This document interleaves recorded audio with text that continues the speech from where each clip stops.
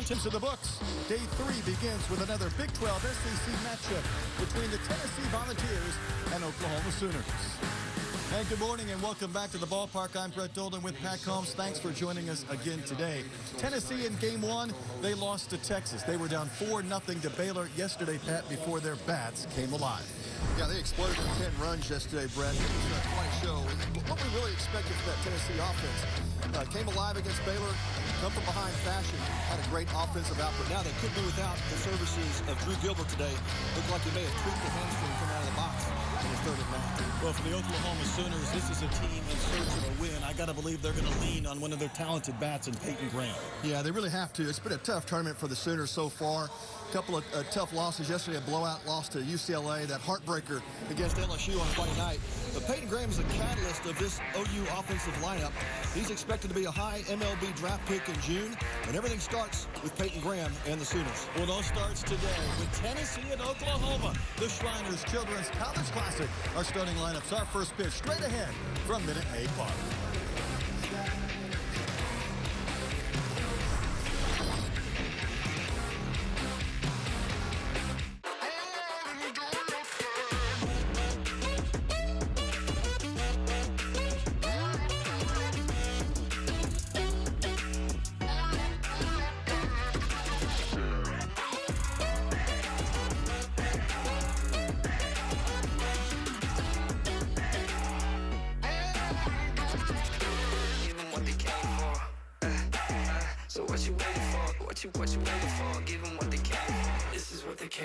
Step up to the plate and join the official kids club of the Houston Astros, presented by HEB. Children 12 and under will receive 4 tickets to a select Astros game, a jersey, drawstring bag, a hat, and lanyard, as well as the opportunity to be selected for exclusive events during the year. All for only $30. You can become a Buddies member today by visiting astros.com/buddies.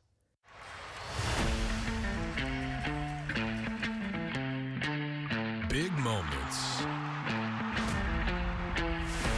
The best fans. Feel the excitement and don't miss a moment. Astros 2022 season tickets are on sale now. Astros.com/season tickets. Spring training is back in the Palm Beaches this spring. Experience Astros baseball, plus the best beaches, dining, and entertainment after the game. There's nothing better than Astros spring ball in sunny Florida. For tickets and more, visit astros.com/spring to book your trip. Plan your visit now to the spring training home of the Houston Astros, the Palm Beaches. Well, the man on the right is Drew Gilbert. He has the X on his cheeks. I guess that means you can cross him off the lineup card. He had to come out of the game yesterday, Pat, after tweaking something coming out of the box and just didn't look right, trying to explode down the line.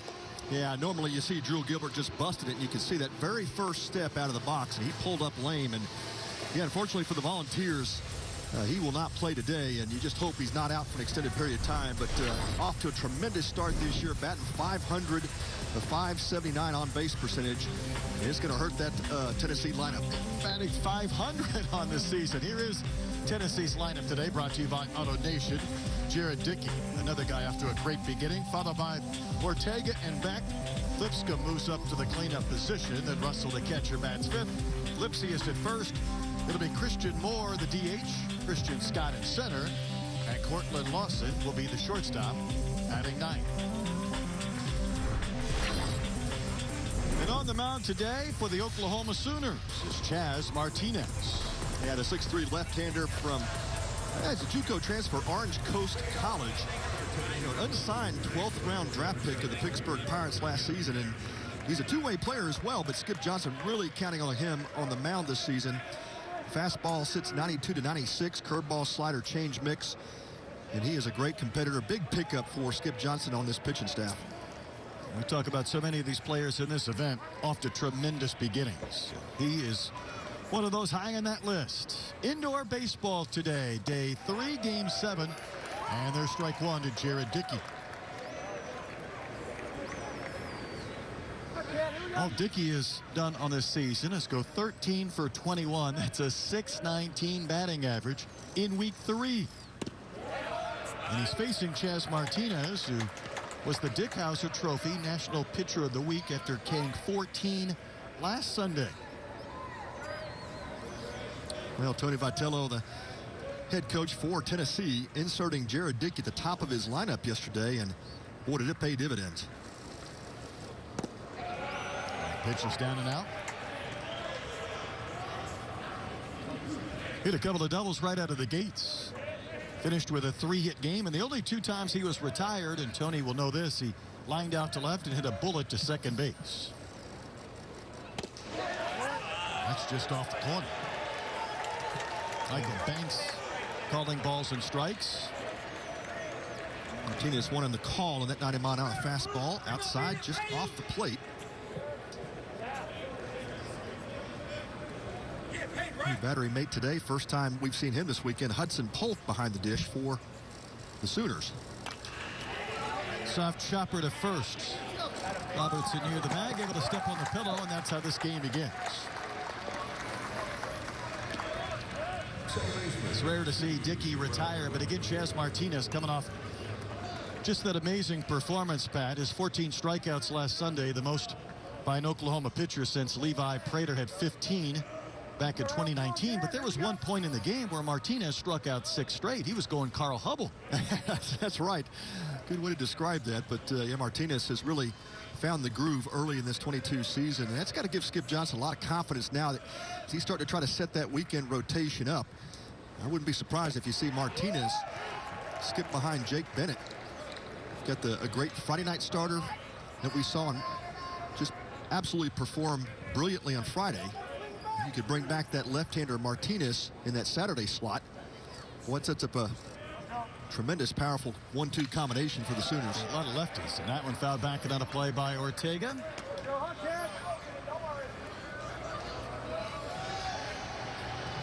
Ortega hitting .379, a couple of home runs. Keep in mind, I think these Tennessee Volunteers would like to get off to a hot start today. Certainly they finished that way yesterday. Trailing 4-0 going into the bottom of the first. Scored 4 times to even up the game. They scored 10 unanswered at one point. Yeah, that was a huge answer yesterday after Baylor jumped out 4-0 in the first inning.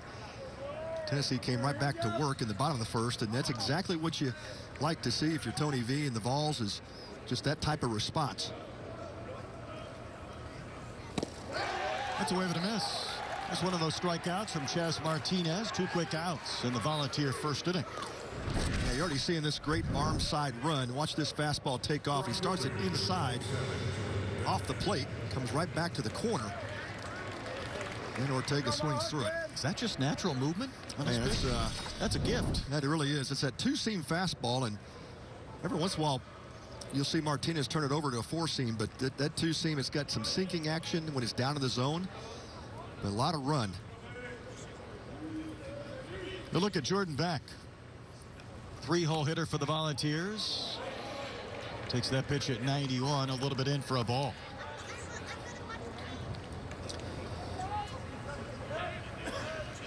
Well, Brett Beck has a couple of hits over the weekend, but he could easily have about 6. This guy has just put the barrel on it about every at bat.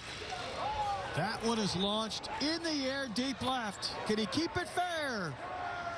Yes, sir! A towering home run from Jordan Beck. That was way above the train tracks. And the Vols strike first.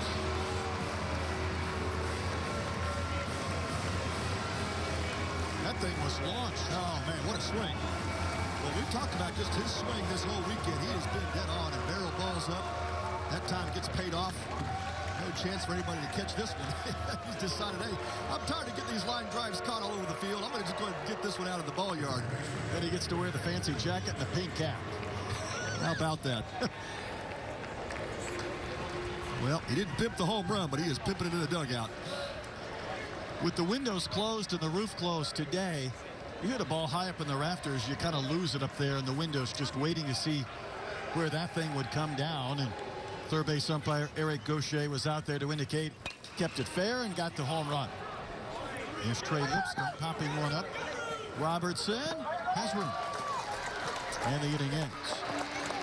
But the Volunteers on the board first. There's a souvenir for a young fan. Jordan Beck provided one as well with this home run, his 4th of the season. Why pay over $100 a month for TV when you can get AT&T Sportsnet with Fubo TV? Get the channels you want with the teams you love for the price that others can't beat. Watch AT&T Sportsnet with Fubo TV. Try free.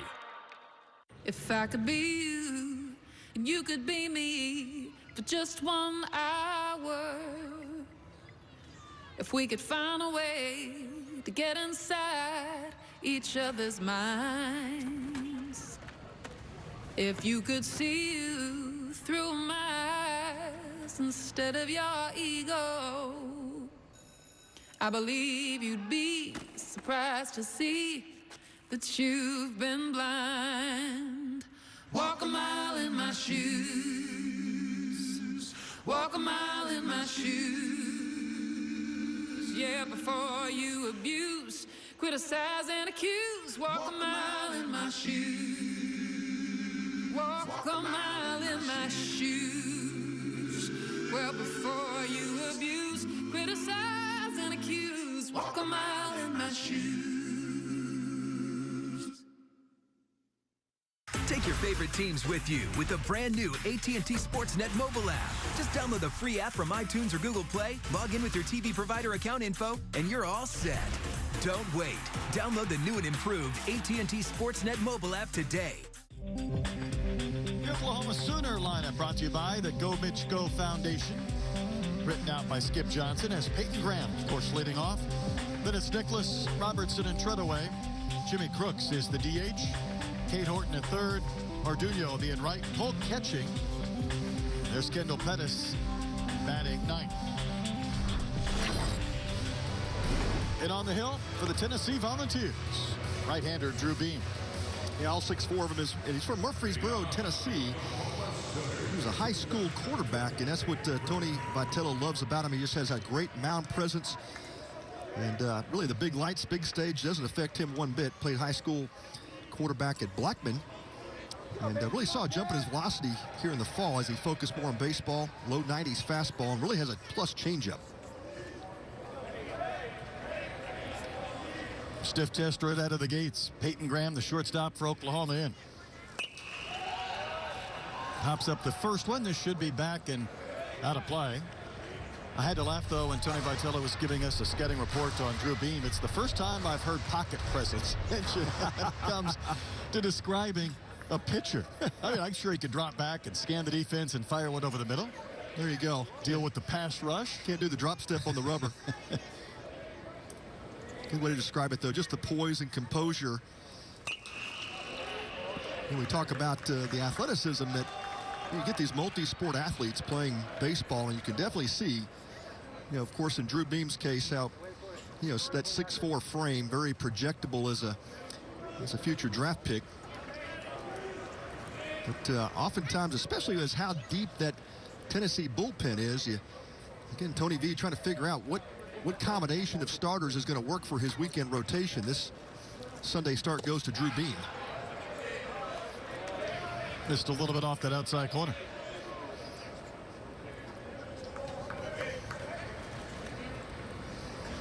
Not afraid to shake off a few signs either. That hurt my neck. Off the hands of Graham, and he rolls one foul wide of third base. Does have a little bit different feel with this 11 a.m. first game for these teams. Volunteers might be home in their apartments by the time we start game 3 tonight. Graham reaching for it, bounces one to third. There's Lipscomb throwing on the run. Threw a dart to Lipsius to retire Peyton Graham. Yeah, great play by Lipscomb at third base, and Graham's got plus speed down the line. Looks like that ball was getting hung up in his glove for just a moment, but that rifle arm of his Makes quick work of Graham.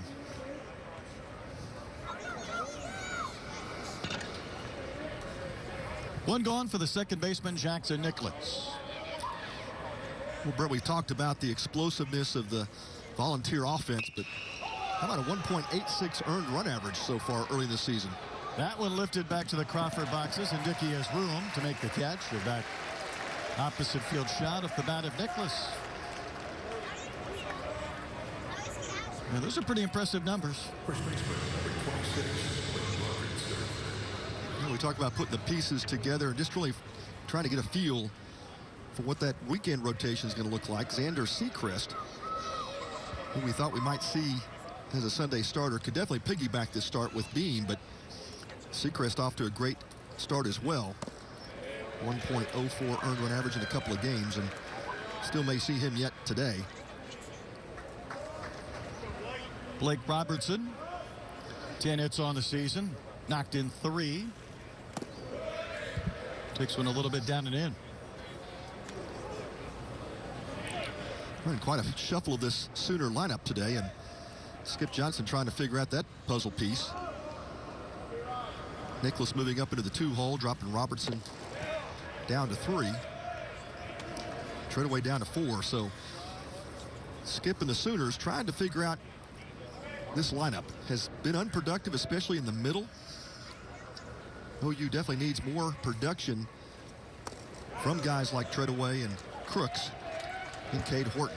They all dropped down a spot today. No, I think that makes perfect sense. And the tough part for Oklahoma, they got off to a good start. They were leading LSU 3-0 in the 7th inning in game 1. Ended up losing that in the 11th, and then yesterday just did not go their way at all. That's a base hit into right center. Hard on the ground, retrieved by Scott in center, and Blake Robertson has the single. Yeah, Robertson has been a consistent performer so far for the Sooners. He and Graham, the only two above 300 with their average. Muniz as well, but he's not in the lineup today. Sooners had just 6 hits yesterday in that game. They were run ruled in 7 innings. 15-3 by the Bruins. Here's Tanner Treadaway. See his numbers at 182, no home runs. He's 3 for 8 though over the course of this classic.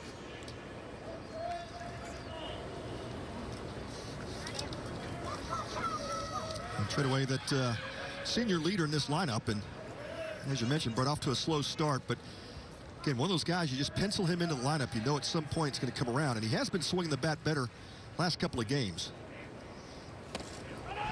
Delayed steal attempt by Robertson. The throw will bounce. Just about resulted in an out. Ortega, in a full sprint, played the bounce and tried to slap a tag down on Robertson. Well, that was one athletic play from Jarrell Ortega at second base, and he believes he got him.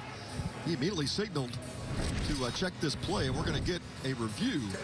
Watch the incredible athleticism just to pick and apply the tag at the same time. He sure did get him. And there was a lot of air between the foot and the bag of Robertson, and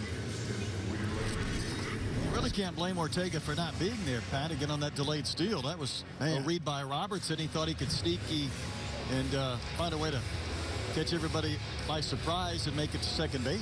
Well, he caught Evan Russell, the Volunteer catcher, by surprise. Russell threw that ball from his knees. One hops it, but watch the play by Ortega. Man, that's outstanding.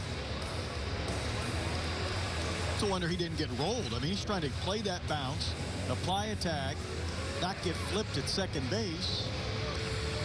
Yeah, that's clearly an out. That's not roll your ankle on second base. Outstanding play, yeah. He had to catch, apply the tag, and not get steamrolled. That's the hat trick. That is some athleticism. Well, Brett, we've had quite a few reviews this weekend, and we've seen some plays that were really close, bang-bang plays that we thought maybe could be overturned, but hey, credit to the umpires this weekend. They have gotten most of these calls right. Don't you think we have to be between 15 and 20 reviews? I think so. Now 7 games? Yeah, I don't think, have we seen it overturned? Maybe one this weekend. It's a tougher angle to tell from that direction. A really tough call for James Ainsworth. I think that's why, right? I mean, for his position, he's looking at what we're seeing there, which is a harder Yes. Yeah, I think the high home plate camera catches it pretty succinctly here. There's the catch. There's the tag. Foot not on the bag. So you can't see that glove on the back of the hamstring or the back of the leg, but you have to believe it's there. Yeah, it does come down to is there enough video evidence to overturn it?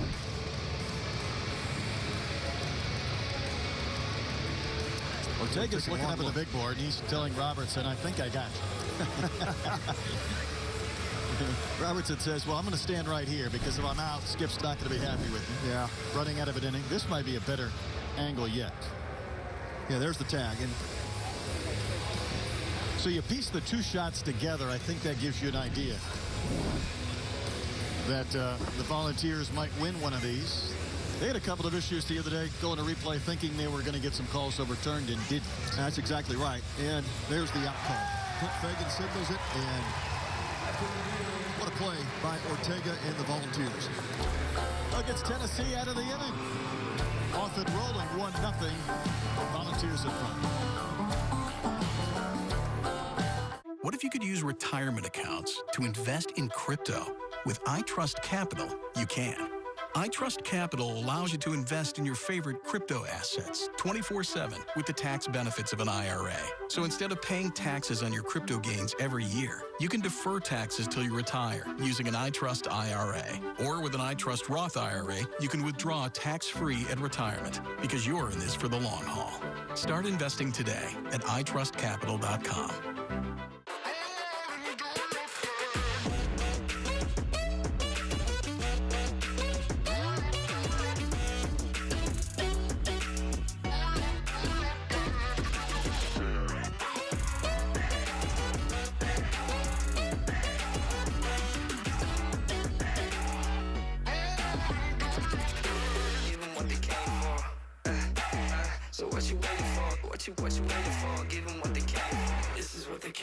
Step up to the plate and join the official kids club of the Houston Astros, presented by HEB.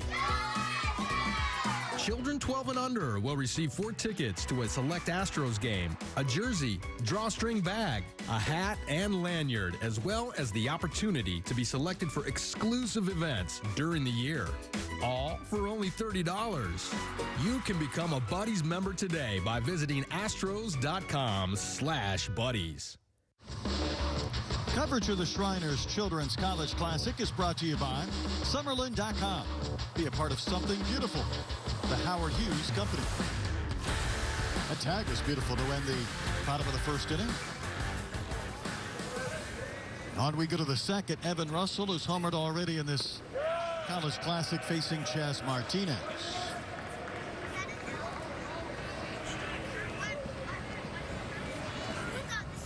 Yeah, Evan Russell has just steadily moved himself up in this Volunteer lineup. Of course, Gilbert being out today, and Russell with a home run on the first day of competition. Balls couldn't get much going against Pete Hansen and that Texas pitching staff, but Russell provided at least something to celebrate. They won't be the only team that might struggle against Pete Hansen. That's right. Yeah, we saw Tristan Stevens just shut down that LSU offense last night. What a game that was. And a crowd of 24,787 on hand to see it. Here's Mr. Gilbert. Hey, the thing you lose with Drew Gilbert, though, it's so tough because he's such an important part of that offense. Not only because he's a great, great in production, but boy, just brings a lot of energy to the lineup. And no doubt about that. Tony V talks about the comparison to Lenny Dykstra, just plays all out all the time. And of course, you love that. You love the passion and the influence he has on his teammates. But just hope that Gilbert's not out for an extended period of time. Maybe it's just a tweak of that hamstring, but that's a tough injury to overcome when you play as hard as he does. No, agreed. And I think that's one of the reasons why that sometimes managers, head coaches, they have to keep these intense players from themselves. In other words, they have to back them off rather than to let them push it a little bit where maybe they could endanger the next month. Yeah, it's that kind of that workload issue. How much are they doing? And of course, you see a lot of muscle pulls because of fatigue, but early in the season, a lot of these guys will hit the weight room, and well, that stretching program has got to be as good as it can be to stretch you back out for for the game of baseball. And I've done that a couple of times, Brett. You go into spring training feeling really good and strong, and then you tweak a hamstring or just turn an ankle, and you're out 6 weeks. Yeah, it's not much fun. Here's a payoff. That's a wave and a miss. Chas Martinez gets his second strikeout. You know, a good breaking pitch from Martinez. Starts that pitch middle in and just comes off the plate. Russell swinging right through it, thinking, how did I miss that? Going back to that hamstring, I watched a spring college baseball scrimmage, and I knew an outfielder was dealing with a quad. And I'm sure the conversation was, hey, let's go about 75, 80%. Want you to play, but we don't really want you to lay out. So early in the game, of course, he's racing back to the fence, diving against the wall, and I thought, what part of playing 75% is not clear? Doesn't translate. There's a ground ball by Lipsius right up the middle and over the bag at second base, but a nice play is made by Nicholas. He's just waiting for that to hit second and maybe kick. Instead, it's an out. Yeah, Martinez looked like he was in a good position to field that ball. It was not hit especially hard, and I think the lack of speed maybe crossed Martinez up a little bit. Yeah, he kind of just panicked it just a bit. But Nicholas was pulled over towards the bag. There was some fear. And it isn't even about getting hit. It's about looking awkward when you're trying to get out of the way. That's it. There's Christian Moore. He's at 8 at-bats this year and 2 hits, but the 2 hits have been home runs. For the Brooklyn native. Well, you're 60 feet away on that mound, and Brett, anything that comes back there, sometimes you get a little flinch. But I had a ball come back off the end of the bat. It literally was knuckling back towards me. And I'm thinking it's a line drive, and it just kind of freaks you out. And then I missed it. Of course, it hits me right in the chest. I'm thinking, then you're angry. Then you're angry because you look like a goof, but you recover quickly, get the out, go back to the dugout, and your teammates will harass you for a couple of minutes. Christian Moore takes a strike. Slider at 80. Yeah, we can make fun of that, those of us who have never been 60 feet or even shorter than that, once you come down off the hill and have to contend with a comebacker. And I've had a few coaches tell me, infer over the last year or so, that they feel like these bats are back to where maybe they're a little bit hot. We went through a stretch where you could hit it twice and not hit a home run. Yeah, terrible for the game, especially once you got to Omaha. Then we kind of normalized things a little bit. There's some saying they're seeing way too many 100-plus exit velos off the bats. Yeah, it started to get a little bit more scary again. And, of course, that BB core bat that became the standard for college bats all the way down to youth baseball was designed to lessen the impact on the ball and the bat, slow those exit velocities down a bit. But you're right, Brett. I agree with you. You're starting to see these lively bats come back. And I think it's just the technology of the game changing. And, they're still within the BB core standard, but man, we're seeing some hotter shots now. First weekend of the year, I saw a pitcher take a line drive off the back of his head. The ball went in the air out to left field. It was nearly caught. That was not going to be caught. Christian Moore has an extra base hit. Got himself a 2-out double.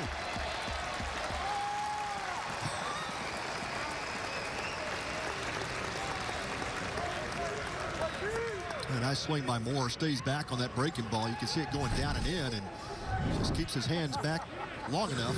Makes a good adjustment. Rips it down the line for the double.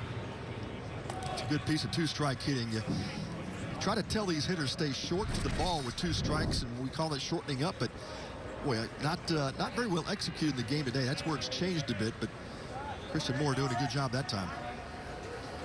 Here's Christian Scott. Christian had a 2-run homer yesterday. Pushed one out into the Crawford boxes and left. And moved over to center field when Gilbert had to come out of the game. You talk about movement, though, and we see it a lot of our replays on some of these pitches. We have seen so many incredible pitching performances to go along with so many of these hitters that we know are going to be first or second round draft picks either this year or next. And then you see the movement. You see the late movement. Whether it's the 2-seamers, we've seen the sliders, the breaking balls, the change-ups. You wonder how the hitters at times hit anything. Tells you how difficult it is to hit a baseball square, right? Yeah, no doubt. Friday all day was spectacular with the starting pitching. Of course, you kind of come into a tournament expecting that, but then to see every starter, all 6, perform at a high level. that was something to watch. And yesterday, the hitters kind of had a little bit of retribution in the first couple of games. They did, until you get to Tristan Stevens in the nightcap. Even having said that, I think some of the starters yesterday got knocked around a bit, but we saw some relievers settle things down, keep games within reason. Yeah, this guy, Christian Scott, unloaded on a pitch yesterday, opposite field into the Crawford seats. And he was trying to go there again. Certainly is. This one, though, will bend foul to the left and missing by about 25, 30 feet from the foul pole that Jordan Beck hit the top of that foul pole in the first for a Tennessee home run. Lone run of this game. I always wonder if these players go back and look at video of former players, and it's Lance Berkman made a living out there hitting those balls in the Crawford seats. You might ask Christian Scott if he knows who Lance Berkman is. Don't know if he will know him or not, but it's a good guy to study. It's just off the corner. You know, you hear fans in the stands say, just hit it there, just push it in that direction. You really can't do that. But there were times where I felt like Lance would say, I get that pitch on that outer half. I'm able to stay back, stay deep, and then push it out there. Yeah. Yeah, he you know, again, we talked about one of the better switch hitters of all time in baseball, and certainly Berkman fits that mold. And had a chance to see Lance in Waco recently when Houston Baptist came in to play the Bears, and Lance now the head coach there at HBU. It's ball 4 to Scott. In fact, Rice at HBU played a few days back when it was Jose Cruz Jr. against Lance Berkman, the two head coaches at Rice and HBU. There you go. Yep. Generated some attention for college baseball, at least in this city, in Houston. Well, you said it yesterday, Brett. It's really interesting to see that these former Major League players now and even Major League coaches coming back to the college ranks. In reference to Chip Hale at Arizona, but yeah, we're seeing Willie Bloomquist. There's another one. Arizona State, yes. And then, of course, the two guys here in Houston now. But yeah, you're seeing more and more of that. Here's Cortland Lawson. Mitch Canham at Oregon State left a professional managerial job in the AA ranks to go to his alma mater at Oregon State a couple of years back. And, you know, some teams are announcing their minor league coaching staffs, and you look at the manager and the pitching coach and hitting coach. It used to be you'd recognize all the names. Yeah. Former big leaguers. Same teams right now, and you see that one come down and in. You may not recognize many or any. I mean, they're younger guys, not with the playing background of the pedigree. That's right. And that experience, if that's not valued maybe by some organizations, it is by some of these college athletic directors. Yeah, I think what you're seeing, too, is, you know, college players, college coaches that have gone on into the pro ranks, gained some experience at that level. And certainly the highest level of baseball, much respect and credibility when you can come back and now run a college program. But it does take a special coach. We referenced the fact that it is a different game. You have to recruit, and recruiting is such a priority for college baseball. I mean, you're recruiting kids that can't drive to campus for their own visits. That's right. Mom and dad have to bring them along. 2-0 to Cortland Lawson. You know, all of a sudden, Chas Martinez having some command struggles, and that one misses again. Yeah, he's fighting it a bit. And I saw the visit by Hudson Polk and trying to slow it down a bit for Martinez. Well, he has been so sharp in his first 2 outings. Only 1 walk, 19 strikeouts in 11 2/3, and on the verge of walking his second hitter in a row.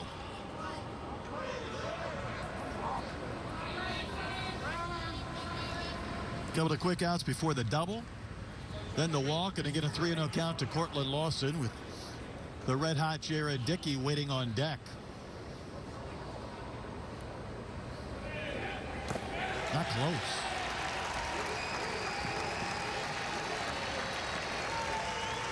Free base runners really never turn out well for a pitcher, but with this lineup, when you're going to walk guys at the very bottom to turn things over, that's really flirting with trouble. Yeah, that's where you can get hurt, and Skip Johnson is saying something he doesn't like, and going to have a conversation with Martinez. It's been smooth sailing for Chas Martinez early in this season, and probably the first time Skip Johnson's had to make a visit to the mound with him out there on the bump.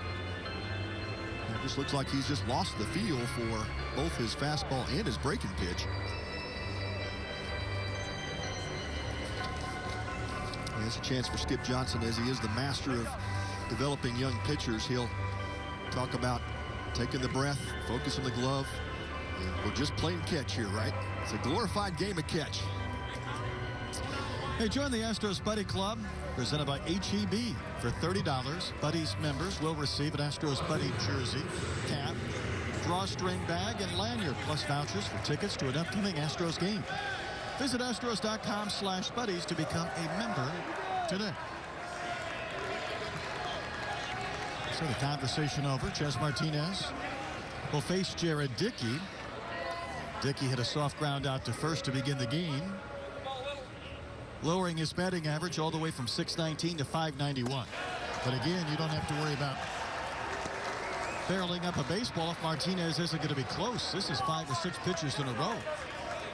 Hey, you start to get to that point where, you know, as a hitter, do you take a strike here after watching about 7 straight balls from Martinez? Rarely would I say yes, but I think you almost have to, because again, nothing's close. Well, if you pitched long enough and you understand how this works, you know, even the best of pitchers go through times like this where you just kind of lose the feel of your arm slot, lose the feel of the ball in your hand. It is quite a battle. What brings it back? What snaps back into place? Yeah, man, you just got to tell yourself, hey, I've done this a million times. Just see the glove and hit it and really focus on the right things. He's got to eliminate, we call those mind demons, and right now he's got them working overtime. He's fidgety too right now. He's grabbing at that glove, grabbing at the hat. He's communicating at times with his catcher. He's been rubbing down that baseball. Yeah, it looks very uncomfortable. And yeah, if you're Tony V and Tennessee Volunteers, you're going to let Chas Martinez continue to dig his hole until he figures out how to throw one over the plate.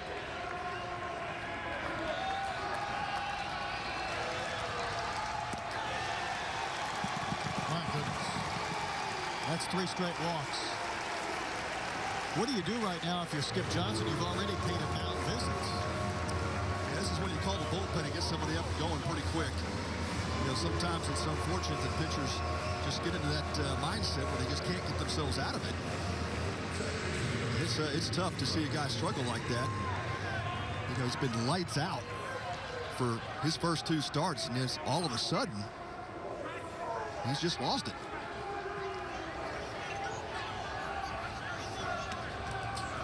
And Michael Banks, the home plate umpire, not sure what the warning was about, but he walked out towards the mound. And I felt like maybe at times, Pat, he comes set and there's a little rock before he... I saw that in the last pitch. Yeah, that again tells you that he's just not comfortable. Here's Ortega. He got a strike, and a much-needed strike. Ortega went down with a strikeout back in the first inning. And the worst thing you can do as a pitcher in that moment is just say, just throw strikes. It's not just about throwing strikes. You don't do that. You throw to the glove. You pick a target and you go to it.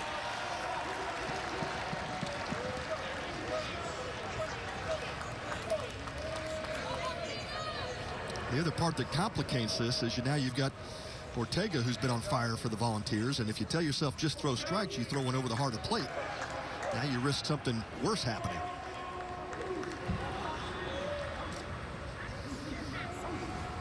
1-1 is ripped to left, and the catch is made. Pettis tracks it down. Exhale for Chas Martinez to the Sooners. They get out of that mess with only 1 run scoring. Watch me pirouette with style and grace. Watch me roam, discover, explore. I feel pretty. I must be a star. They helped me come a long way. I'll show you how far. Watch me. For 100 years, we've watched in awe as our commitment to transformative care continues to bring positive change to kids everywhere. Today, our brand is evolving too. Shriners Children's, the most amazing care anywhere. Watch me. Here I stand on my own 2 feet. Jump shot intact, here to compete. Skilled hands were there to mend the bone. From loving halls that brought me home. My world stopped with a drive through the lane. Now give me the ball. You'll remember my name. Watch me. Orthopedic excellence at Shriners Children's. The most amazing care anywhere. In the last year, there was a victim of identity theft every 3 seconds. Could it happen to you? Somebody used my identification, and they had actually purchased the car and drove it off the lot. I didn't know what to do, but thankfully I had LifeLock. LifeLock alerts you to identity threats, and if there's a problem, we work to fix it. LifeLock provides the type of protection I need. Help protect what's yours with LifeLock Identity Theft Protection. Call right now. Yeah, Chas Martinez, after a really difficult inning where he just lost command of most of his pitches, and watch where Skip Johnson and he visit the tunnel. Never a good sign, but I think just a chance for Skip to try to calm his starter down. And when you talk about pitching, Brett, a lot of it is psychological and mental, and that's just to check in with Skip. Hey, you okay? Or can you go back out there? We're ready to kind of start fresh and reframe, and let's go. And if he doesn't see that look in his eye, that may constitute, hey, not much more left in the tank here. In this day and age where there's no longer just 2 or 3 coaches, there's 10 on every staff. I feel like you need a pitching coach for left-handers and a pitching coach for right-handers. And then you need the mental pitching coach. Then you need the bullpen coach. Yeah, where's your staff psychologist at times, right? No doubt. Paging. Well, that's where Skip is so good. We talk about how he develops guys. And, you know, Skip rarely, when you talk pitching, Skip rarely focuses on mechanics or stuff. You'll hear Skip talk about philosophy and, you know, what's going on between the ears. He understands the mental game is so important in baseball. Pass to the short, hit by Lawson. And throw out Treadaway for the first down. Yeah, Skip was a fascinating guy to talk to, Pat. And obviously pitching is a big part of his background. He was even talking about his team's offense and how they were scuffling a bit, and they're still trying to find it. But he said offense is different than hitting. It's about back control and bunting and running and that type of thing. Right now, though, they need guys on base in order for the back control and the bunting. They need more. Yeah. And we saw it yesterday. Oklahoma had, I think, 13 runners left on. It was, you know, disappointing from the standpoint that they couldn't push across more runs, but they are getting on base, and now it just becomes a matter of execution. And that's where the Sooners have to make that adjustment offensively, is how do you move runners around and put more pressure on the defense and the pitching staffs. Jimmy Crooks will shoot one foul down the left field line.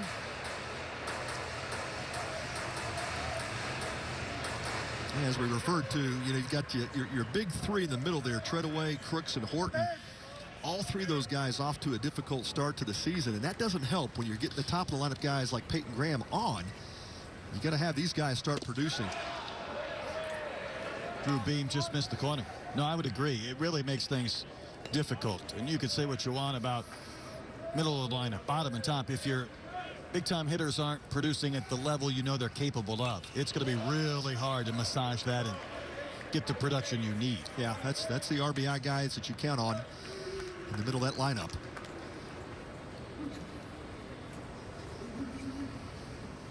I mean, Crooks has 1 run batted in on the season, 30 at-bats. Hitting with the bases empty here in the second. Beam tried to guide in that curve, but he missed.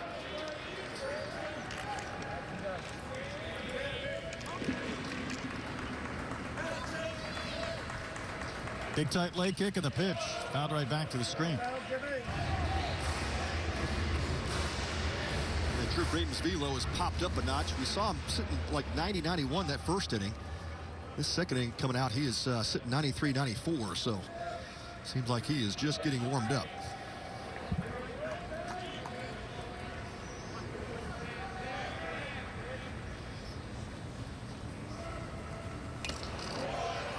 Chopper foul to stay alive again by Jimmy Crooks. And what change up there, you can see the good arm side run with that pitch. Crooks doing a good job of just getting a piece of it. They're in the mesh part.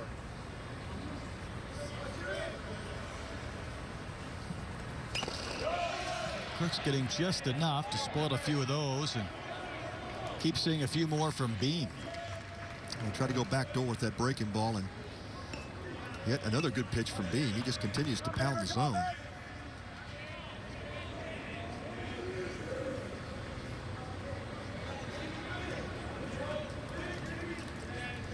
Outfield straight away. Infield shifted a little bit around towards right against Crooks, who will wave and miss, and Polk has to find the baseball. That was eluding him for a while, but he'll make the tag, and complete the K for the second out of the inning. Yeah, nice job by Evan Russell back behind the dish. He's really kind of an unheralded catcher, you know, making the move, the transition last year into this new position at catcher. That's not easy to do, Brett. And he's handled the duties well. First 2.5 games here for Tennessee. Cade Horton fouls one away to the club level to our right.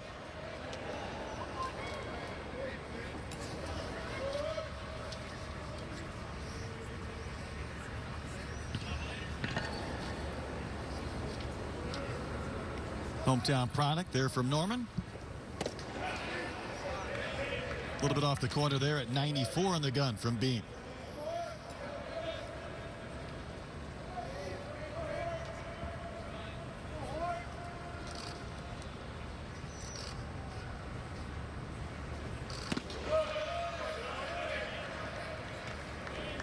Two balls and a strike to the Sooner third baseman.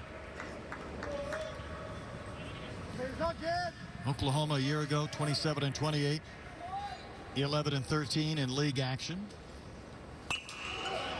And of course, while this team's trying to get above that break-even point and find a way to get into the postseason. Not sure when, but a few years down the road, they'll be joining Tennessee in the SEC. That's right.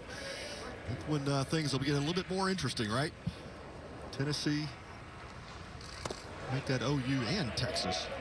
Start to think about what may happen if they keep it at two divisions. Right now, if, for example, you said, let's take Alabama and Auburn, let's keep them together, and let's throw them to the east.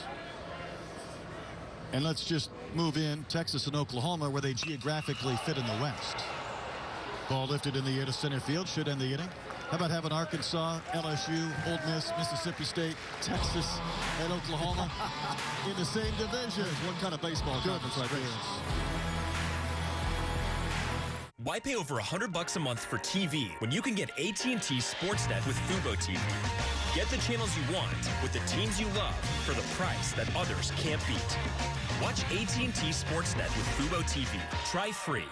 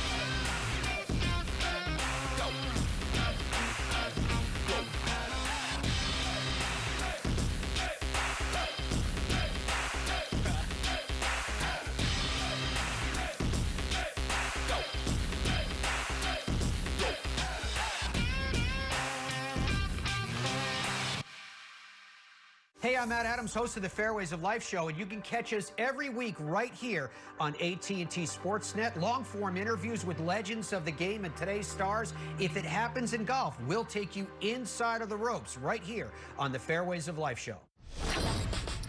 Marucci has teamed up with Shriners Children's to provide fans with a fully customized official College Classic souvenir bat.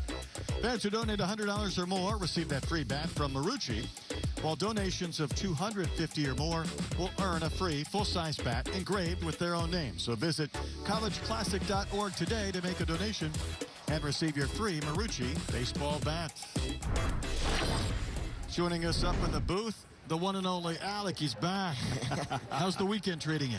It's been fun. It's been a long couple of days of baseball, but that's always a good thing, right? What'd you think of the crowd last night at 25,000? That was electric. It was fun to watch. I mean, when you have such a fun atmosphere, baseball it's so enjoyable. And it was a great game as well. I mean, the end score wasn't too close, but both teams played well. Jordan Beck will bounce to third. Horton bounced the throw to Robertson, but he made the play for the first down.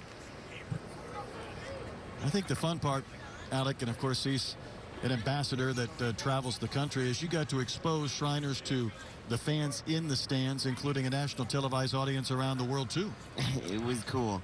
It was a lot of fun. I mean, that was the biggest crowd, I think, in tournament history, if I remember what they said yesterday. That's right. And, I mean, LSU and Texas, they both just brought it. And it was a great game. Yeah. Brett mentioned earlier, Alec, that 12,000 fans away from setting a new tournament record. A lot of folks in and out. But what have you been doing this weekend, and how are you working here? What's your role with Shriners? Well, so this weekend I'm kind of emceeing the event. You know, I'm the in-stadium host. I've been interviewing the coaches pregame. Before the tournament started on Thursday, I had a coaches panel with Coach Rodriguez of Baylor, Coach Johnson of Oklahoma, Coach Pierce of Texas, and Coach Savage of UCLA. And it's been a lot of fun. I've also just been going around the stadium, meeting with donors, meeting with the fans, interacting with players. It's been a fantastic weekend here in Houston. I should mention that Beck, we thought he was out. He was put back in the box, so apparently that was a foul ball. So he still has life, and there's nobody out here in the top of the third inning, as you see Alex Bayo. Nice picture there with Coach Pierce of Texas. I like that role, that ambassador role, that MC role. Hey, I can get comfy, you know. I can get comfortable in that role. Alec, tell us a part of your story. You know, how did you get connected with Shriners? Right. So I'm born with osteogenesis imperfecta, also known as brittle bone disease. I've broken over 60, 70 bones in my lifetime, and I've been going to Shriners Children's Chicago since I was 2 months old. Flare out to right, and it will be caught by Orduno. Go ahead, Alec. Yeah, so I've been going to Shriners Chicago since I was 2 months old for therapies, for surgeries, everything on the medical side, but also I just go there now because it's kind of like my second home. I spent so much time in those hospital rooms and so much time in those gyms that now the hospital isn't so scary for me anymore, right? I'm comfortable in Shriners Chicago, and they're there for me through everything. Makes perfect sense. As Trey Lipscomb bats, big-time run producer in this Tennessee lineup. Alec, when you walk in the hospital in Chicago and you stop by, what's the reaction? Do patients recognize you from seeing you on TV? Do the doctors and nurses say, Alec, welcome back? Yeah, it's cool because, you know, parents will come up to me and they'll be like, you know, Alec, we go to Shriners Chicago because of you, because we saw your commercial and we saw what that commercial and what that hospital does for you, that we trust Shriners Chicago now. We trust the hospital with our kid, and it makes me feel good because I know that at Shriners, at any hospital, they're going to get the best medical care anyway. Talk about making an impact one-on-one. I mean, that would be pretty rewarding and satisfying to hear that from anybody. Yeah.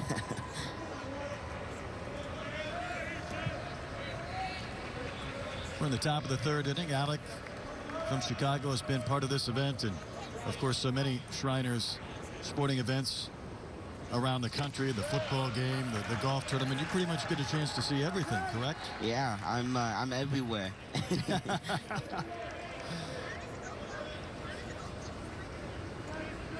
You see on your screen that we've had a fundraising goal this week, and you can participate at collegeclassic.org. And Lipscomb takes ball 4. And Alec, when you were here yesterday, I think we might have been at 10 or 20%. Made a big jump during that game last night, but how about 90% right now with a full day to go?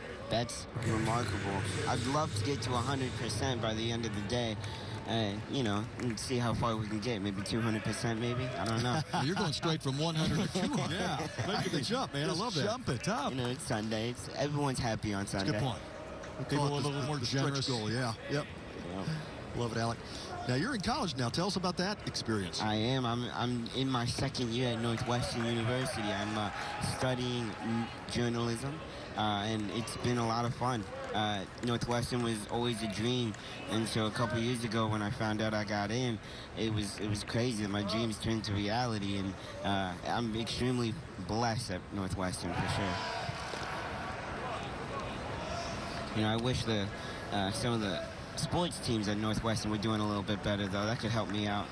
Hey, I'm a Hawkeye. If they want to keep losing to Iowa, football, basketball, it'll make me very happy. Tell Coach Fitz that. Yeah, will do. Alec, I got a deal for you. If you'll transfer to my alma mater, Baylor, you'll have a much better experience. Yeah. What do you think about that? Yeah. Men's football, basketball, men's and women's, pretty solid right now, huh? First, I only knew Waco, Texas because of Chip and Diana. Joanna Gaines. Chip and Joanna. Yeah. And now, Baylor sports, they're top notch and everything. It's on the map, man. Yeah, come on down and visit with us. Yeah. We'll get you to Baylor. 2 balls and a strike to Evan Russell. Alec again joining us. We were trying to figure this out the other day. How many years have you and I and Pat, how long have you been doing this? I think this is our 6th year. This is my 6th year. Yeah.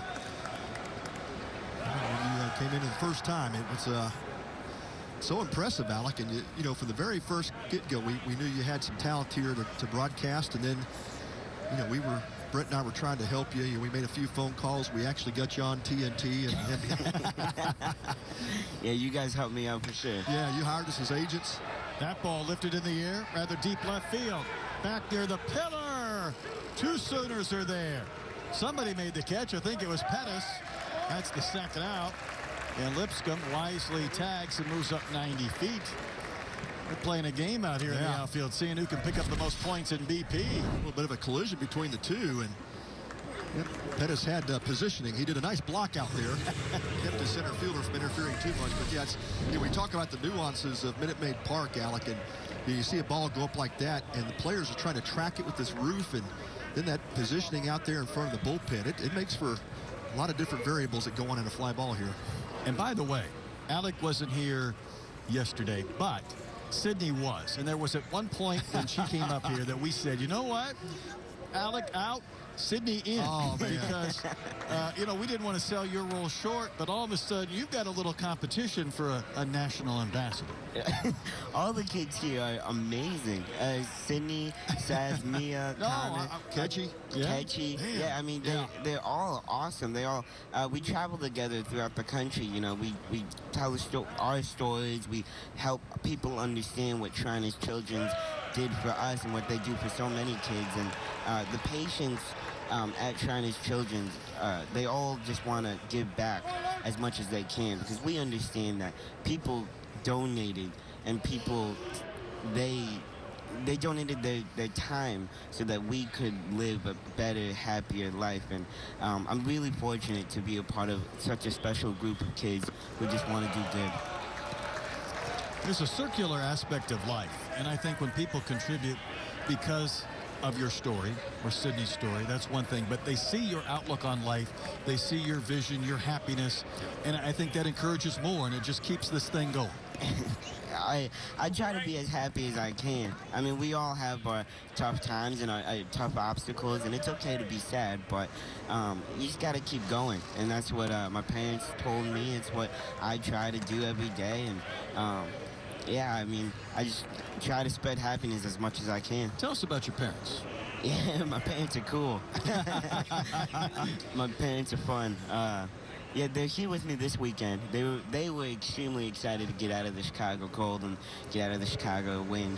But they've been enjoying this tournament just as much as I have. And they haven't been working as much. I've been working a little bit more than them, but it's been fun. I love my parents. That's great.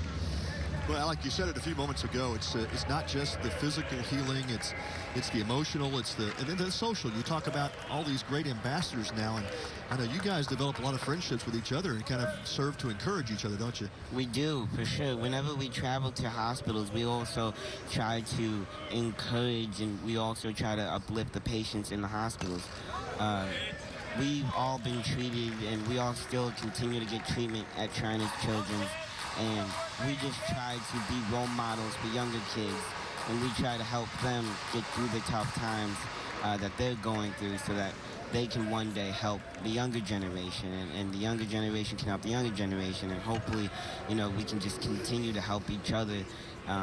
Because at the end of the day, Shrine Children's, it's a hospital system, and hospitals just aren't the most fun place to be. We all know that. See if Nicholas can make this play in the shift. He cannot, but Lipscomb is going to score from second base. I guess you call that an infield single, even though Nicholas was on the grass at shallow right. Had some heads-up base running by Lipscomb. To tag and go first to second on a flyout and score from second on that infield hit. Yeah, no doubt. That's one of the things you look at with that shift. You had Jackson Nicholas playing about 10 steps deep into the outfield, trying to negotiate the bat of Luke Lipsius, and that ground ball goes deep to where Treadaway, to where Nicholas was playing, and by the time he gets to the ball and then tips off his glove, Lipscomb's around home for the third Volunteer run.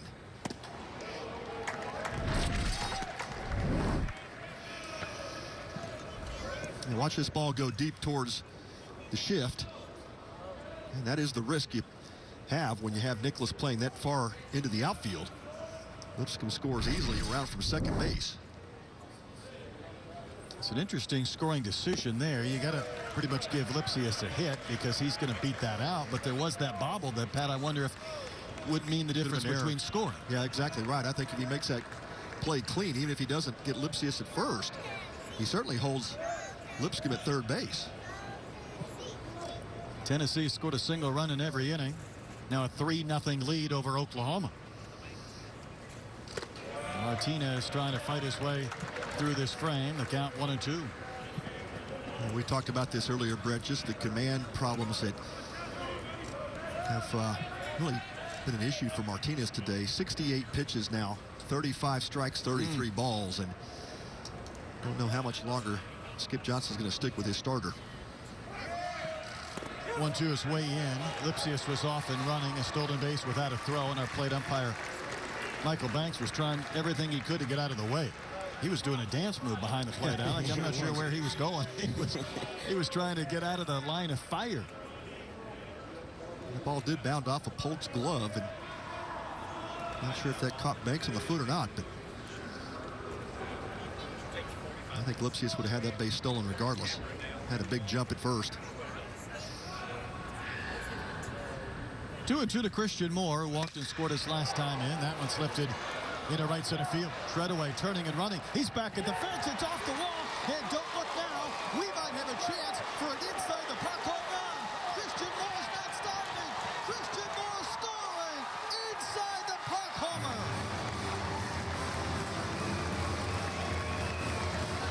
The most exciting play in baseball. How about that? That ball lifted deep to right center, and you saw Tanner Treadaway taking off for it. Not a whole lot of help from Orduno or Pettis in left and right. They weren't converging towards center. But you really have to do that, Brett, in this ballpark because of plays like that. And with all the nuances of Minute Maid. Man, that ball bounced off the wall, the Chevrolet side in right center. By the time Treadaway can get to the rebound, not only did he score with a home run, he could have continued and gone back to first again in that cycle. Alec, what do you think of this? I mean, Christian Moore's already having a game. It's the top of the third. He's got to slow down. He's got to save some for the rest of the season. Yeah, doubling a home run for Moore. And yeah, that's one of those plays I think you're going to look back on in this tournament, Brett, and say, golly, this is where OU really struggled and certainly find some constraints in the game. But yeah, it's just a hustle play where you've got to have the left fielder and right fielder converging on a ball like that. Just about every quirk you could imagine in this ballpark, I think we've seen in some capacity, Pat. Ricochets and crazy bounces. Christian Scott will offer at that one. And they call this outfield the pinball machine, and it certainly earns its reputation. We've seen balls rattle around in left center. We've seen now this ball bounding off in right center, and there's a swing. Christian Scott could not hold up. Ches Martinez just trying to get through this third inning. 3 runs have scored, and just a little bit off the plate. And this is right now, guys, where it feels like he just needs a little bit of help on those calls. He's just trying to will a strike on a pitch, maybe if he's not in the zone, to try and find a way to get back to the dugout. Yeah. Alec, you know, when things aren't going a player's way, it's so hard to kind of bust out of that at times, isn't it? For sure. I mean, he's already at 74 pitches. Already a long day for him. We talked a little bit about Martinez earlier, and he's a guy that went to Corona Del Mar High School out in California. And you think, well, how did he get to Oklahoma? Well, his brother Rene was a Sooner from 2016 to 2017. Part of the family pipeline to Norman.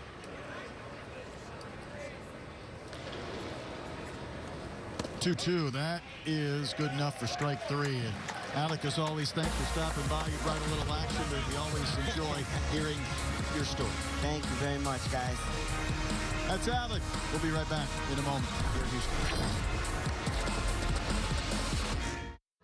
Watch me. Watch me shine with every snap. Born to move fans, to cheer and clap. 2 different legs, that's how I play. One built from science to help me on the day. Between these lines, I'm all heart and muscle. Don't stare too long, you'll miss the hustle. Watch me. Pioneers in prosthetic technology at Shriners Children's. The most amazing care anywhere. Watch me. Watch me roam, discover, explore. The forest is quiet. The river will roar. One slip by the fire is all it took. But they made my arm better. Just take a look. Under moon and stars. That's where I love to stay. Let's go play in the woods. I'll show you the way. Watch me. The place to turn for any bird. Shriners Children's. The most amazing care anywhere.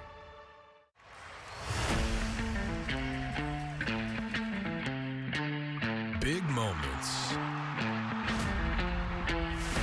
The best fans. Feel the excitement and don't miss a moment. Astros 2022 season tickets are on sale now. Astros.com/season tickets. Tournament, it's bigger than we are. We're just getting to come and play in it and get the opportunity to play great teams. Don't get me wrong, those kindness, everything, when we get between the lines, it's going to be competitive, and we're going to be getting after it. But it's also a thing that you're going to learn from, too. You know, there's winning and there's learning, and hopefully we can learn a lot and win. Well, Skip Johnson has a great perspective on life in baseball. This is more learning than winning right here. Yeah, a teachable moment here for Skip and his young starter, Chas Martinez. And you know, that's what you love about Skip. Listen, there's a lot of emotion inside, and he talks about competing and winning with confidence, and certainly that's what Skip Johnson's all about. But he also talks about evaluating and, you know, using film work to help players get better.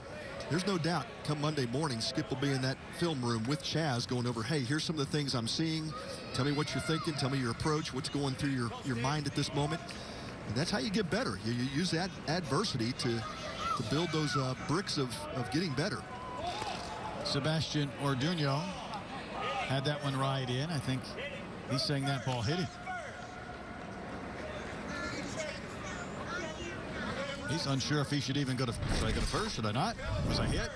What happened? Well, he's having a conversation with Michael Banks, and that ball definitely hits off his toe.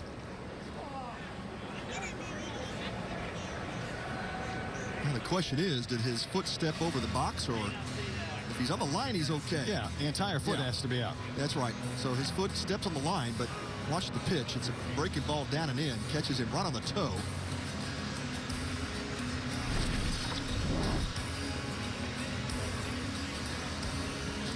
So a discussion here by this umpiring crew. Clint Fagan, the crew chief. Michael Banks with home plate duties today. I don't think Banks saw that ball off his toe. And I would agree. It may be a reviewable situation. The umpiring crew can call for a review on their own. And that's exactly what he's informing Skip Johnson of. They want to take a look at this. I think it's pretty clear where this ball hits. Skip's all over the umpires and saying, we got it. Hold on. We're going to take a look. Conversation.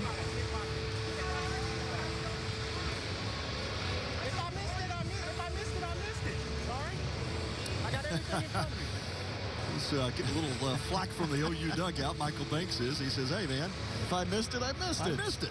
We'll figure it out. That's why we have replay. I'm a little bit surprised that at least the second base umpire didn't see that ball bound off the foot. You know, clearly Evan Russell could not get his glove on it. So it's going to go down as a hit batter, and I think this is what the decision will be.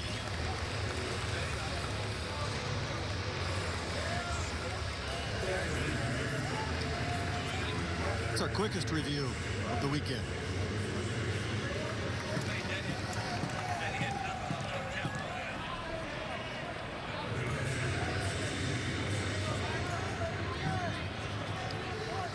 And here's Hudson Polk. He's had one at bat this season. Coppell, Texas native, getting to start behind the plate today. He's had his work cut out for him, navigating some of the ups and downs with Chas Martinez, but now he'll get to swing it. My goodness, a pickoff. After all that, Orduño had to plead his case. There needed to be a review to put him at first, and before a pitch is thrown, he's erased.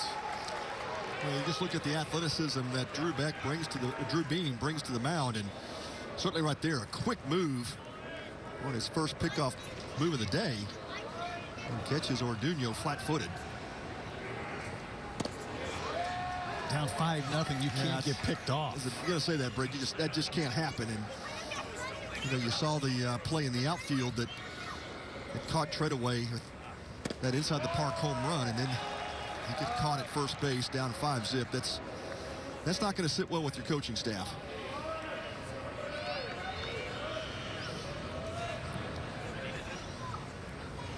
Polk batting with the bases empty and one gone now in the third inning.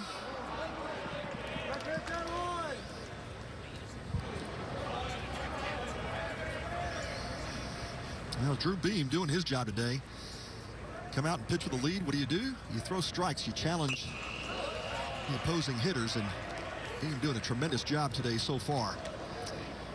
Trying to find a comp from a body standpoint with him. Obviously, you can tell the athleticism is there.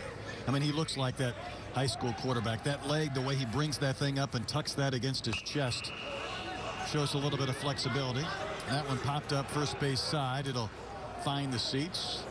There was a guy who pitched here more than a decade ago named Brandon Backey, who was a starter in that rotation with Pettit, Clemens, and such, that had a similar background, had a similar style. Tim Hudson had a look like that, I think. Yeah. A little shorter build, but certainly direct. Yeah, you like the nice, repeatable mechanics. You know, even with that high leg kick, there's not been much variance and good body control, but that's the benefit you have of a guy that plays different sports. You know, just learn how to get in the weight room and build some strength, but also the balance. And high cheese at 93 doesn't hurt either.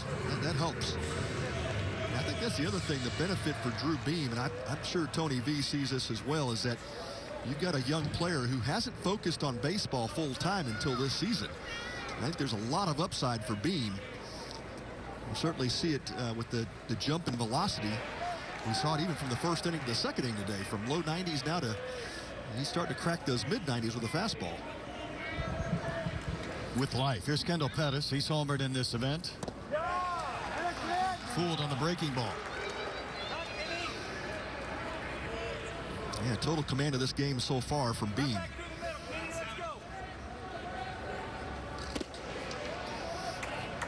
He's working quickly. There's not a lot of downtime. I mean, he's going to recalibrate here, and he's right back up on top of the rubber. He's going to get that sign. He's ready to go. Not having to call plays. Pump strikes. Will this one hang up for Beck? It will. And the inning ends. So Beam faces just 3. It's a 5-0 false lead.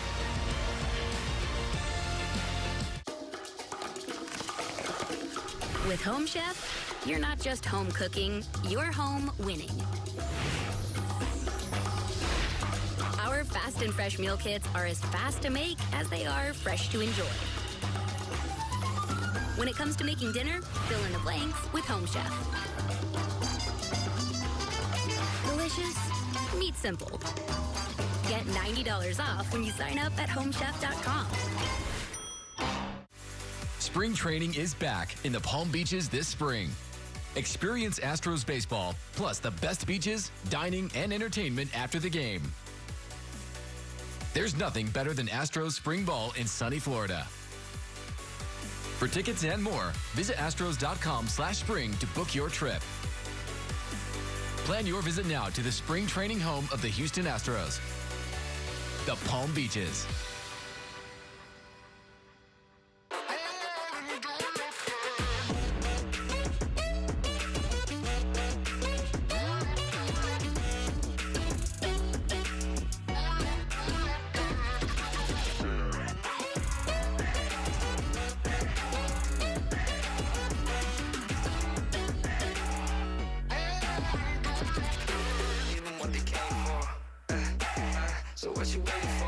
What you waiting for? Give them what they came for. This is what they came for.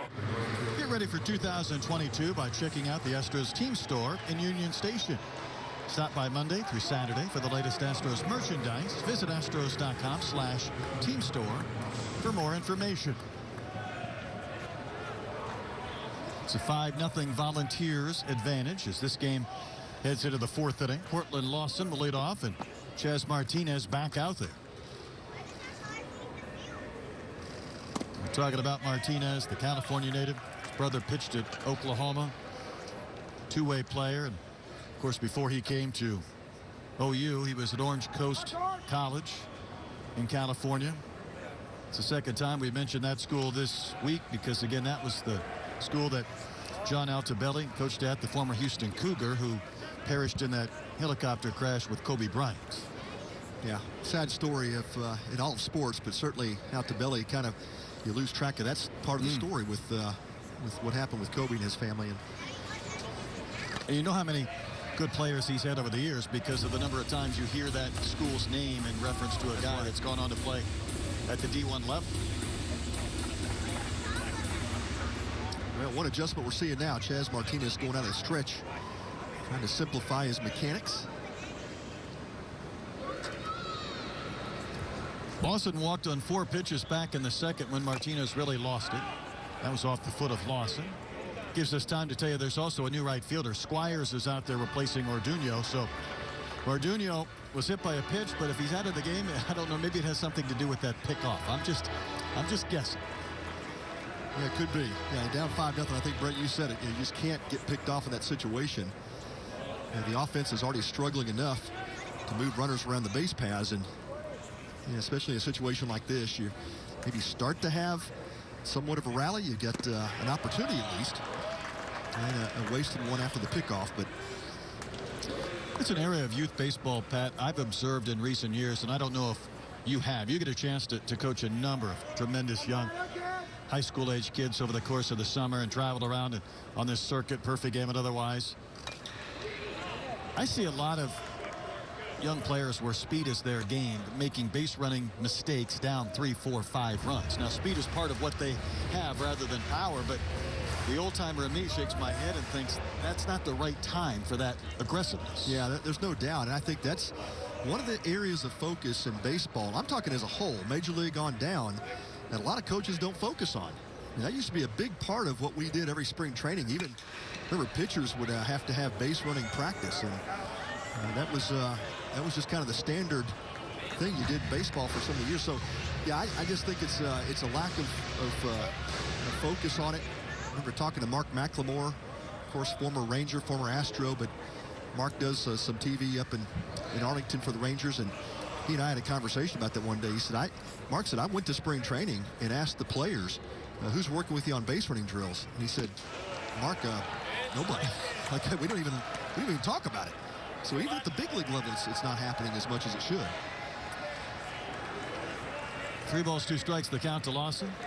I was at the coaches convention in Chicago right after the first of the year. Got a chance to go there for the first time, and of course they've got so many speakers.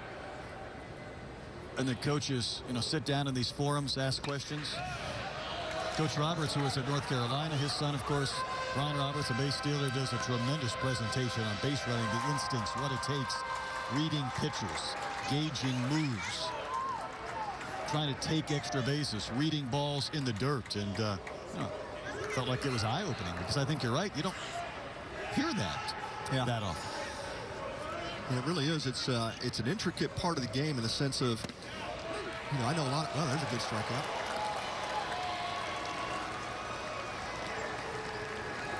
Yeah, there's so many details to base running, and even just learning, like you talked about, Brett, how to read pitchers. A lot of it's situational too, in terms of here's the breaking pitch on Lawson. Catches him looking. And it's situational as well. When to be aggressive, when not to be aggressive. That situation with Orduño, you just cannot get caught flat-footed. The funny thing is analytics has taken over our game. Here's Jared Dickey. He's blistered balls all week. Treadaway started back, comes in and makes the catch, and that's the second out. What analytics, in my mind, in part does is value outs. People wonder, why aren't you sacrificing and bunting? Well, because you value that out, because you recognize you only have 27. You don't want to give one up for the risk reward. You're not going to play for a run. You want to play for multiple runs at times. Well, if you're making outs on the bases, you're chipping away at those 27. That's right. That's right. And it's the game will dictate, what you should do in situations. And that's where we talked to Alex Bregman a couple of days ago, right? Alex says, hey, look at these showcase events and things that are really great for the players' individual skills. It's not translating into them learning the game. And I think that's the frustrating point with a lot of these college coaches that says, hey, we get these players into our system that, tremendous skills, and they understand how to hit a baseball. They understand, how to throw one. They sometimes don't understand how to play the game right. Or have that desire for team winning. Right. Ortega takes one on.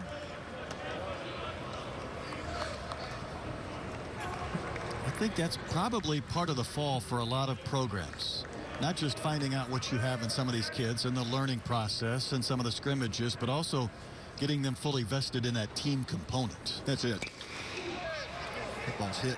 Lifted into the left field corner. Pettis chasing, looking up.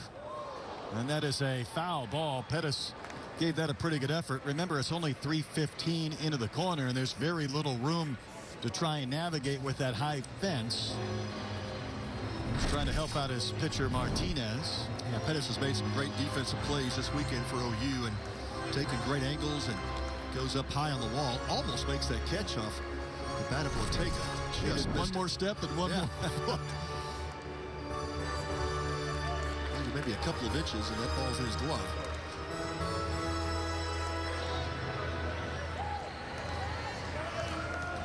You're going to negotiate a lot of things in left field here at Minute Maid. That corner wall. Of course, we've seen a couple of balls hit off the scoreboard out there. It's all the different plates you can see what right behind Pettis. Smashed up the middle. It missed Martinez, missed the base, and it's in the center. Well, did not miss him by much. Ortega's just continued to put together a great weekend.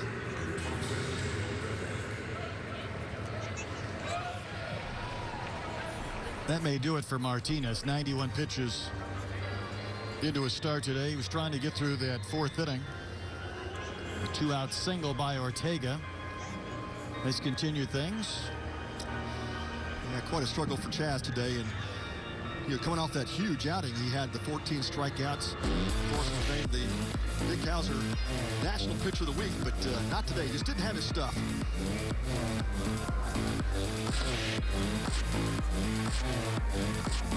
Welcome to Wendy's. May I take your breakfast order? The only thing Reggie Miller loves as much as Wendy's breakfast is March Madness. So he's watching the entire tournament here in his recliner. Not gonna lie, it's madness. I got you. You don't work here. Breakfast Baconator for five-time All-Star player Reggie Miller. Hall of Famer. He didn't know that breakfast was half off in the app, so I schooled him. I'm coming back here every March. Every single... Yes, Tyler! Choose wisely. Choose Wendy's. Get half off the official breakfast of March Madness when you order in the Wendy's app. Imagine yourself in a new Toyota. Nice. Sweet. Go big or go home. What'd you say? What's up? Did you know that every new Toyota comes with Toyota Care? A 2-year or 25,000-mile maintenance plan and roadside assistance. That's the value you can expect from Toyota. Ready, set, go get your Toyota today. Toyota, let's go places. Nerds. Chloe and Rennie went down the sand dunes. We need a real adventure. Let's make it real. Compare travel credit cards that help you book adventures beyond your backyard. Or compare cashback cards and turn everyday purchases into your next unforgettable experience. Compare your way there. Find the smartest financial products for you on NerdWallet. Well, Pat, the scouting reports in baseball, they never stop. You see that note card right there. It has probably a report on the new pitcher for Oklahoma, and all the guys gather for all the information they can get. That's exactly right. That's where the game in college has really changed past 10 to 15 years. We talk about the technology and how these games get scouted now. There's film on every player, every pitch at the D1 level, and certainly Tennessee trying to get some type of a scouting report on the new Sooner pitcher, Colton Sunloff. Now, part of the problem was Sunloff wearing a different uniform today, so they were looking at 46 and thinking, wait a minute, we don't have a 46. And then the panic sets in, and they're grabbing notes and charts and looking to try and find out who this guy is. Well, that's what happens when you leave that game top at your hotel room. So from 32 to 46 is Colton Sunloff. We know who he is. He knows who he is. 6'4" right-hander from Erda, Utah. You see the high three-quarter arm slot with the power sinker. Sits low 90s, but true freshman. Getting here his third appearance, 2 2/3 innings in the season. A couple of walks, 1 strikeout, and he's given up 1 earned run. Jordan Beck is the batter. He's going to take strike 1. Beck homered in the first off the foul pole. I think he hit a cow's head up on top of that Chick-fil-A foul pole, and then flew out to right in the 3rd inning.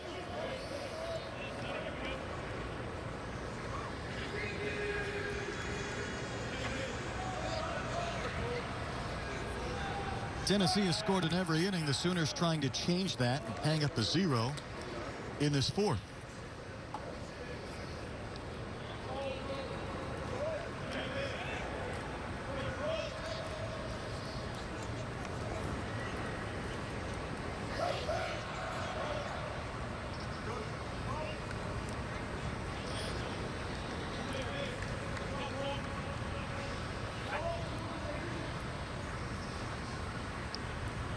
And Sunloff will break contact.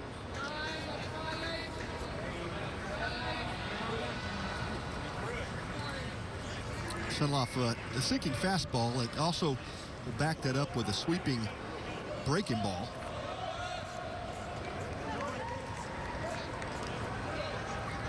Got a lot to look at, doesn't he, with those arms and legs? Yeah.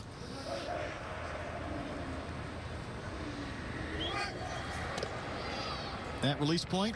It's more of a low three-quarter. You see the arm side run with the fastball. He's slinging.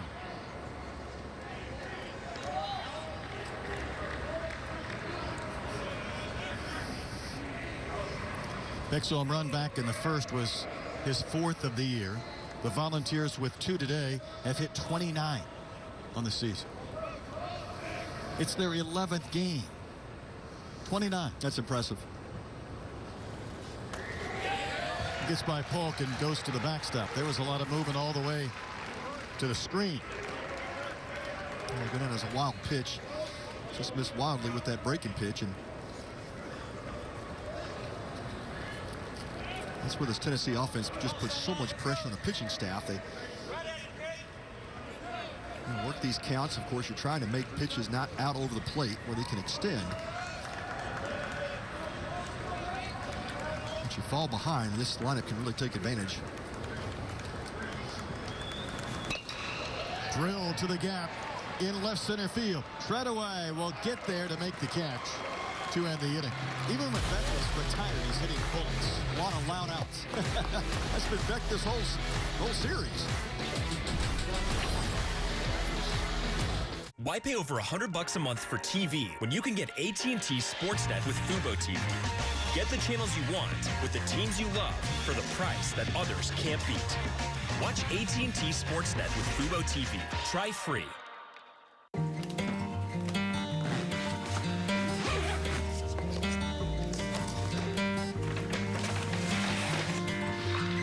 Hello?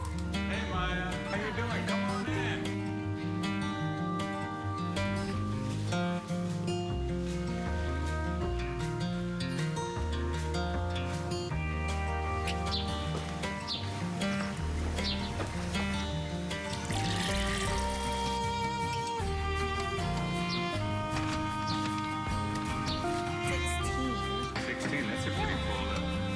It is.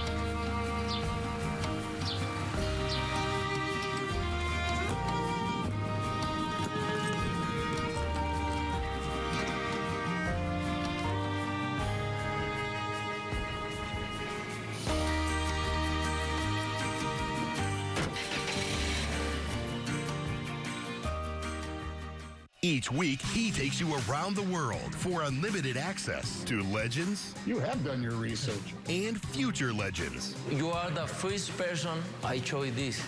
In depth with Graham Bensinger. 6 remarkable kids have each teamed up with a participating university for the Shriners Children's College Classic Team Fundraising Challenge. Now, all weekend long, teams will compete to see which fan base can raise the most money in support of Shriners Children's. So go online, collegeclassic.org, to donate in honor of your favorite team today. And it has been an amazing weekend from an attendance and fundraising standpoint. We're going to give you a couple of numbers that might catch your attention. As the Sooners bat in the bottom of the fourth with Peyton Graham.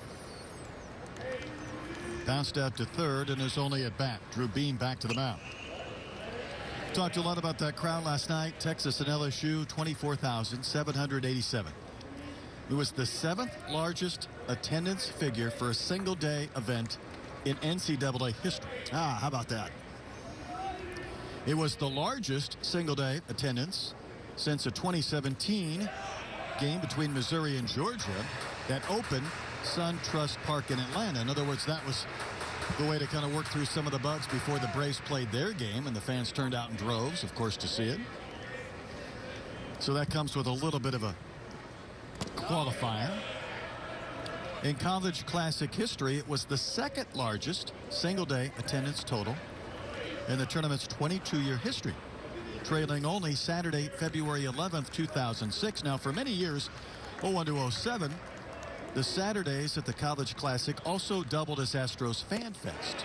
So you would count attendance with that. They would do added incentive, various events and autograph signings,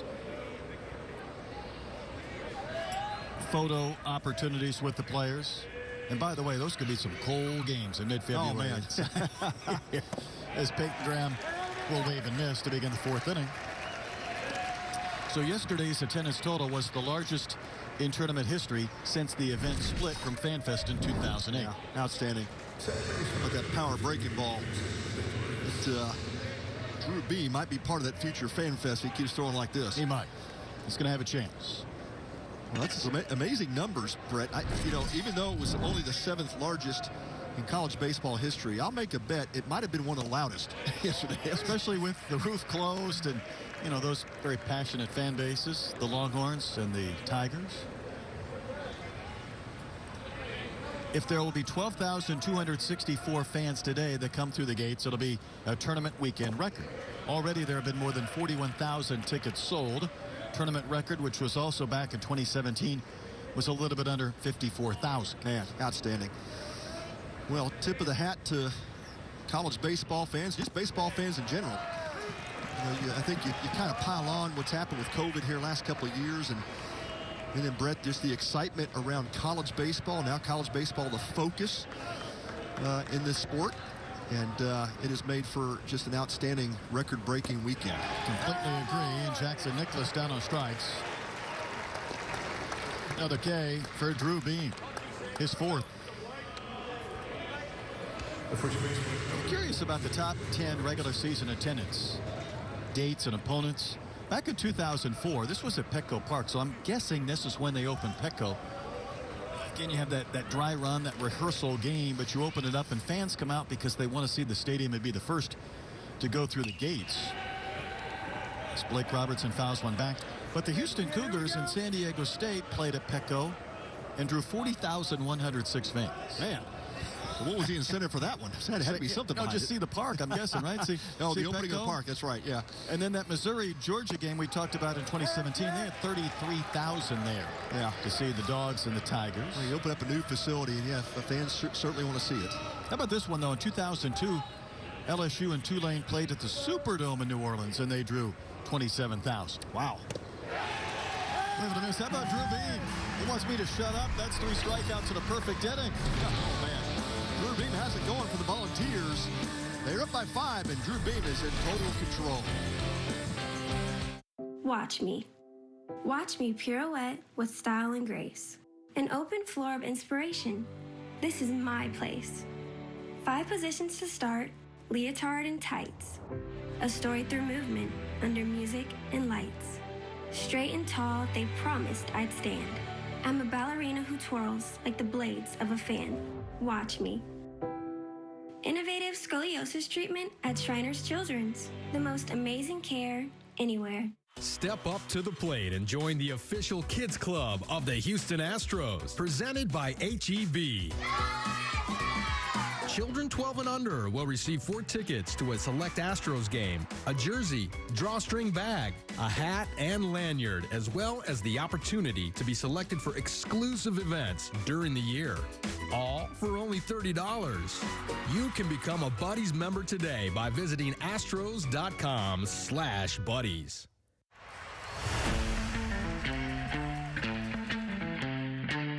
Big moments. The best fans. Feel the excitement and don't miss a moment. Astros 2022 season tickets are on sale now.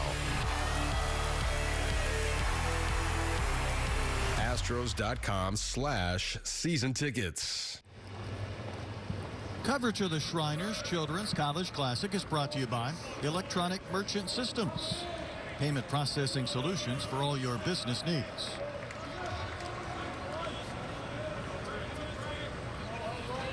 We go to the 5th inning. Hart to the lineup. Lipscomb, Russell, and Lipsius against Sunloff, who came on a relief of Ches Martinez, a soft liner, late to first. Lipscomb retired by Robertson. 1 pitch, 1 quick out. Speaking of college baseball, in the SEC, with these Tennessee Volunteers trying to pick up another win, there were some interesting scores. And I mentioned this yesterday with some of the Ivy League teams winning games against some SEC teams and some of the bizarre scores because this sport is older and some of these mid-major teams have more returning talent. 7 Russell bats. How about Tulane taking down Mississippi State 11-10 in 10 innings?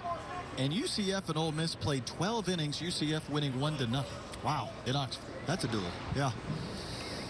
Good pitchers matchup, but yeah, I think that's the playing field has been leveled here in college baseball. It goes right back to what you just said, Brett, that the average age is old now. It's amazing what's happened with you've got the 2 COVID years. You've had if you've had a guy that had a medical red shirt or a natural red shirt, it's not uncommon to see a 26, 25-year-old still playing in the college ranks. Sunloff really working that baseball over in his glove. Spinning that thing around. That was a shot I haven't seen in a while, but I liked it. Even from behind. He's got this, the label of his cap is dangling down his back, but that's what it looks like from the front. Looks a little crazier from the back. That's the old massage the baseball before you throw it, right? You can't find a grip when you're not trying.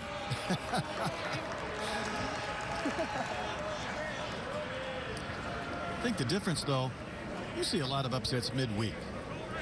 Some of the mid-majors might throw one of their better pitchers. And the regular Power 5 teams stay on their normal rotation. But these were weekend series right here. That just, again, tells you how competitive it's going to be this year.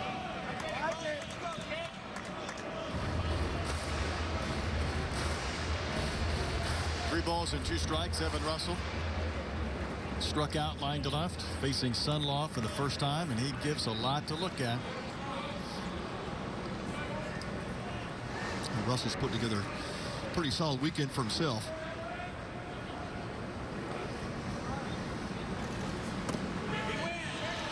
And that's ball 4.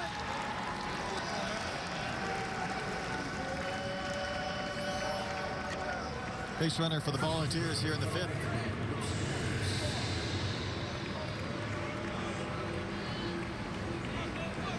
Yeah, 5th walk of the day for these Volunteers, and you talk about the recipe for success against this really powerful Tennessee lineup, and you cannot include free bases. You've got to just minimize those best you can. So far today, OU struggling in that department. Luke Lipsius takes the ball down and out.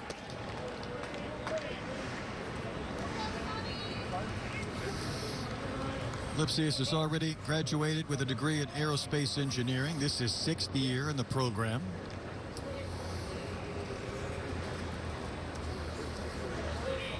Any normal kind of draft year or normalcy in college baseball, Lipsius is playing somewhere in the minor leagues. Smoked right into the shift.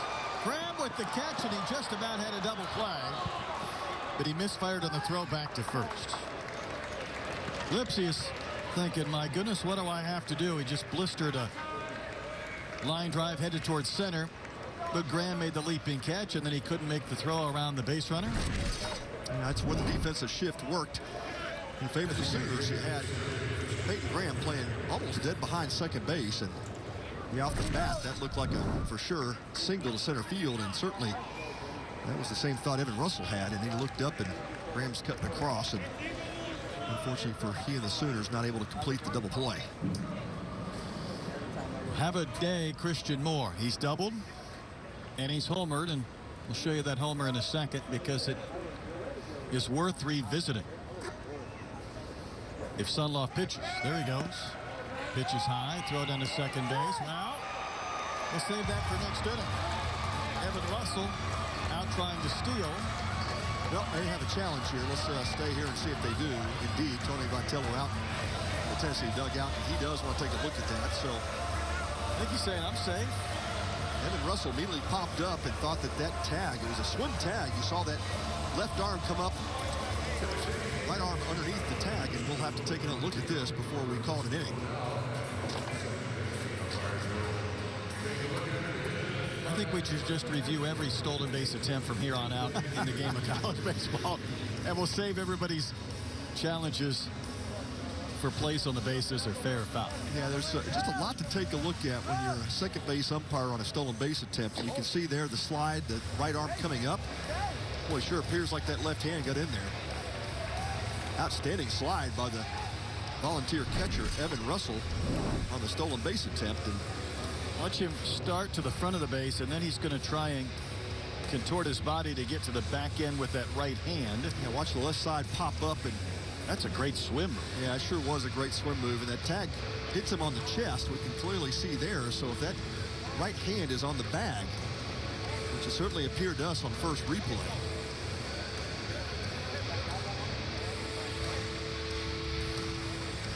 Yeah, that's pretty clear to me. I think that's safe in my book, too. Yeah.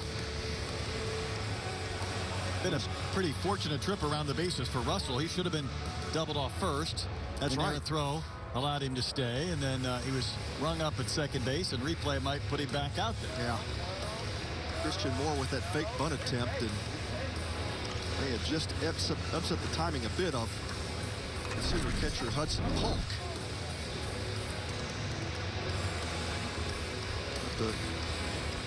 The catch in the well, it looked like the throw and the catch definitely beat Russell, but the third part of that equation is the tag, and well, just the outstanding slide by Evan Russell. Watch him bring this left hand back to the body, that right hand going for the base. I guess what you're looking for there is that jersey moving a bit so you can tell when the glove is on the balls on his chest, and it's not exactly 100%, but I think in my book that's safe. see if they believe that. He stays contact with the bag, and even after the tag has been applied, Russell never comes off of it. So, yeah, now again, it goes going to go back, right, to does the video evidence provide enough material there for the umpires to overturn this call? It's been a long review, and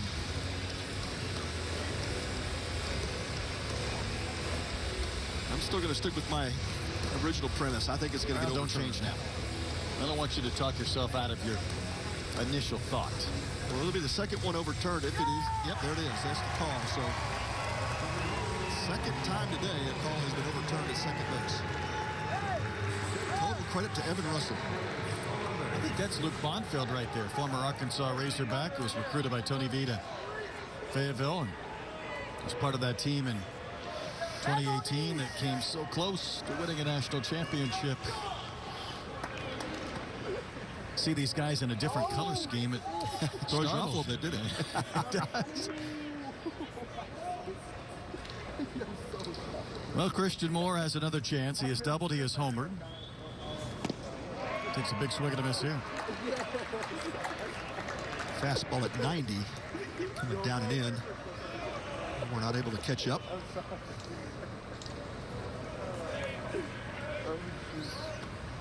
Here we go, Simone. Sunloft trying to end this fifth inning. His team trailing 5-0. The Sooners have had one hit today to this point.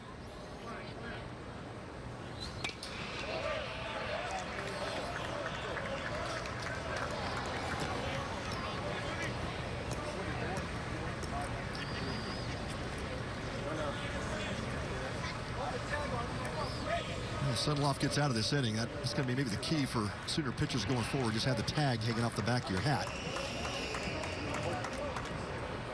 Not that baseball players are at all superstitious or anything. Not in the least. Down and out. Pretty good scoop by Polk.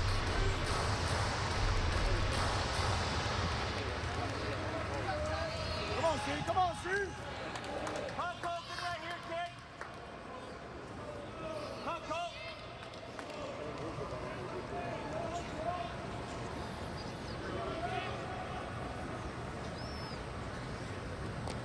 Long pause before the 2-2 pitch. Yanked again outside. Count has gone full. Martinez, the starter for the Sooners, went 3 2/3 eventful innings.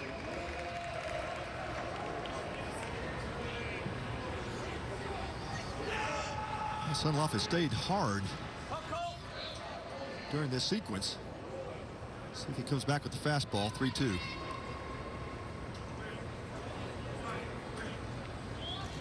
And the payoff. Drilled to left center again.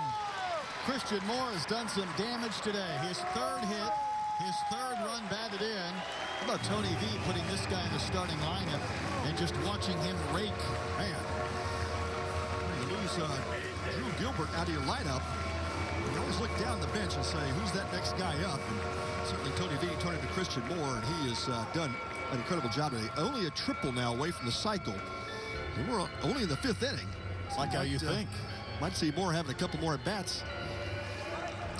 But Skip Johnson making the long trek out to the mound, and see if a change is upcoming. Yep, he has already made the call. We'll step aside. Vols have extended their lead to 6-0. Back with a new pitcher in a moment.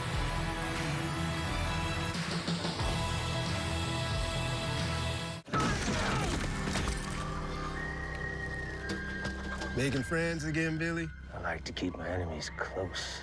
Guys, excuse me. I didn't quite get that. I'm hard of hearing. Oh, hey, don't forget about the tense music, too. Would you say tense? I'd say suspenseful. Aren't they the same thing? Can we move on, guys? Please. Alexa, turn on the subtitles and dim the lights. Okay, dimming the lights.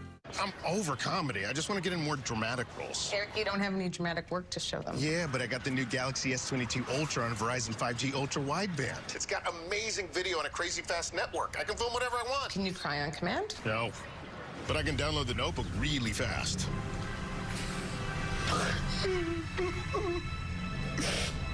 Can you film me while I'm crying?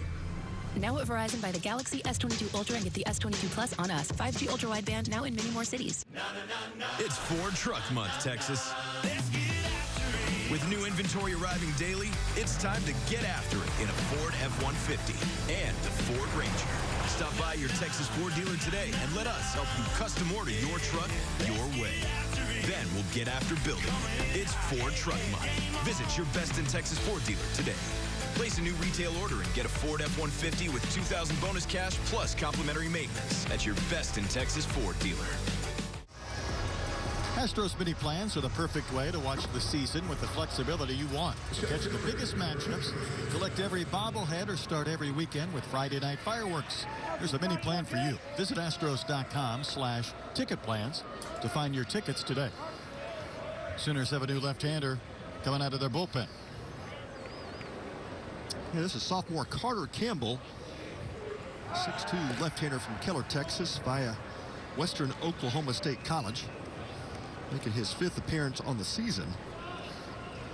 Only 2 1/3 innings pitched, giving up a hit, a run, 1 strikeout, no walks. Opponents only hitting a $125 against him. Christian Scott, the batter. Serve foul outside of third, and for Campbell, he had a couple of years at Western Oklahoma State. One of those was the COVID year in 2020.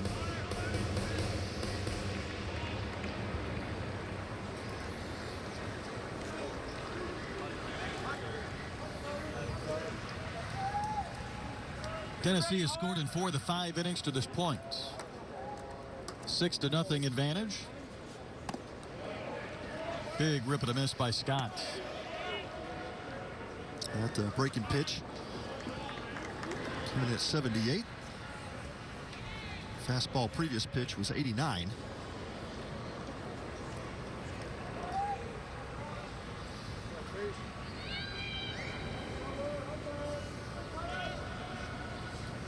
Polk, the catcher, shifts off that outside corner. That's where the pitch goes, but it misses upstairs.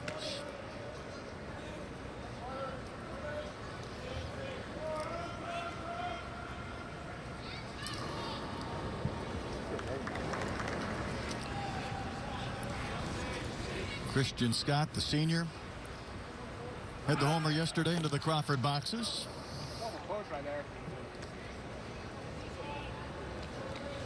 Made 9 starts a year ago.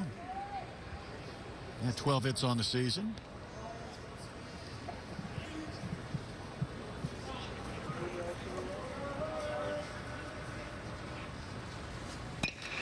Smoke, but fouled off the screen, protecting those seats down the right field line. Looked like a changeup coming back down and in to Christian Scott. Just out in front.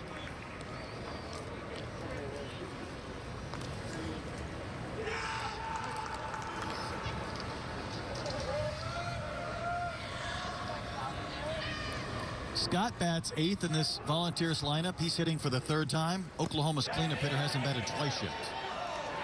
On the appeal, no swing. Gaucher says no, sir. Scott able to hold the swing, breaking ball down. A good pitch from Campbell.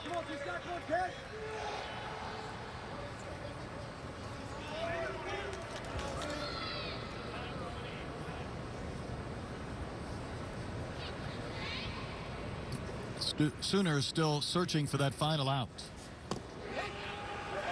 And that's going to be it. Strikeout. Scott down looking. Tennessee adds a run. Halfway done. For all Volunteers. Time to start eating better? If only it were that easy. Fresh and Lean thinks it is. Meals with fresh organic ingredients delivered to your door, ready to heat and eat in under 3 minutes. So if you're looking to eat healthier, we got you. How easy is that? Fresh and Lean.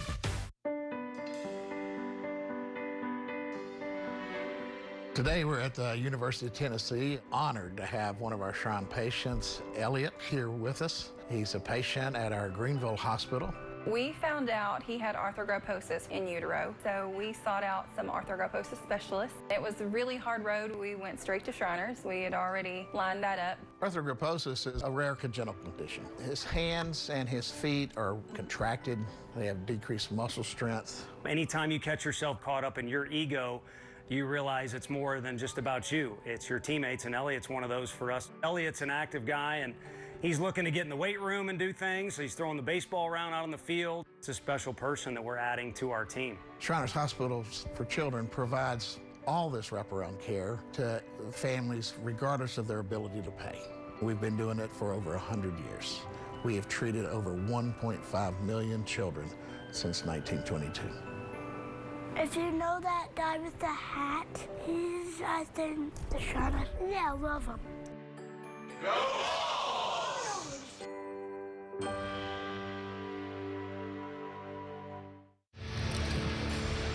Day 3, Game 1 here at the Shriners Children's College Classic, trying to set an attendance record. Maneuver our way through the course of this afternoon. It's a 6-0 Tennessee advantage. Our middle game today, UCLA and Texas at 3:05 or thereabouts. And the nightcap will feature LSU and Baylor at 7:05. And at some point today, we'll also announce next year's field. That's right. Looking forward to that. I think, Dustin Johnson of Shriners always has the privilege of telling us who will be involved in these tournaments. I know we were sitting here last year. We heard the field for this year. We got really excited thinking there's going to be about 4 or 5 of those premier games and matchups, and this is going to be a fun tournament. Tanner Treadaway steps in facing Drew Beam, who's given up 1 hit to this point. It's going to be a long run for Beck, but this ball hangs up long enough for Beck to get over near the chalk and put it away.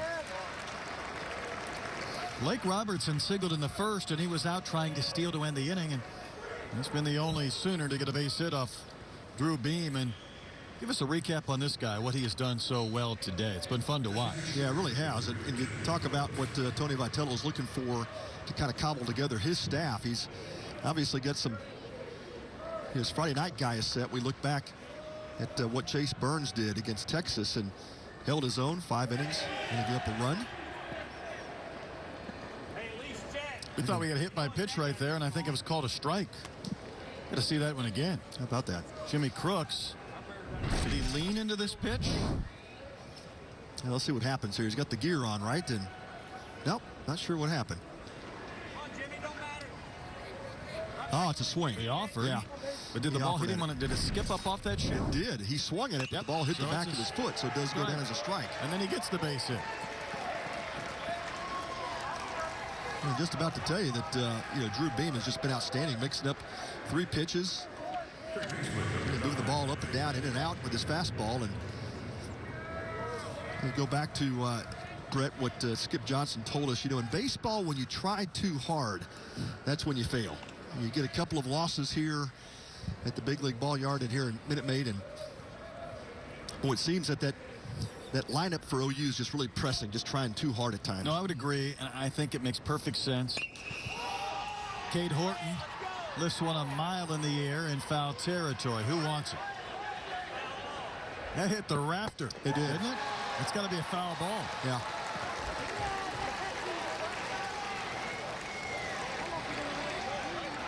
How about Lipscomb hanging with that ricochet?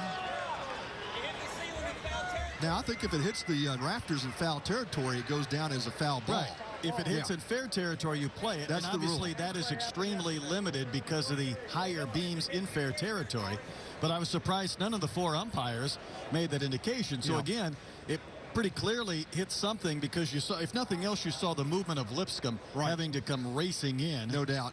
Yeah, and Lipscomb made a great adjustment of the ball after it did hit the rafter and still caught the ball, but yeah, that is the rule at Minute Maid. If the ball hits the rafters in foul territory, it goes down as a foul ball, not an out, no matter what the fielders do, whether they catch it or not. But yeah, great basket catch by Lipscomb. To heck with the ground rules. If you can make that catch off a beam, you ought to get rewarded for it, right? And you could change your route and cover 20 yards and make that basket catch. Yeah, we should just give him an out for that. I don't think the Sooners would agree at all. Tony Vitello, the head coach for Tennessee, came busting in the dugout I think he may have seen it hit the rafters and maybe not realize that that was the rule as well. I was waiting for some protest from Tennessee. He was going to congratulate, his third baseman for making the catch. He's thinking of Knoxville. We don't have to worry about that. Now, I got news for you. You're not going to be able to tell from the replay other than where Lipscomb is in foul territory. Yeah, he's camped exactly underneath it. Yeah. I mean, it's I think it, from our angle, clearly hit the rafters, Brett, but you're not going to have a replay that's going to show you where the ball ended up towards the roof here at Minute Maid. So I'm not sure how they're going to rule on this.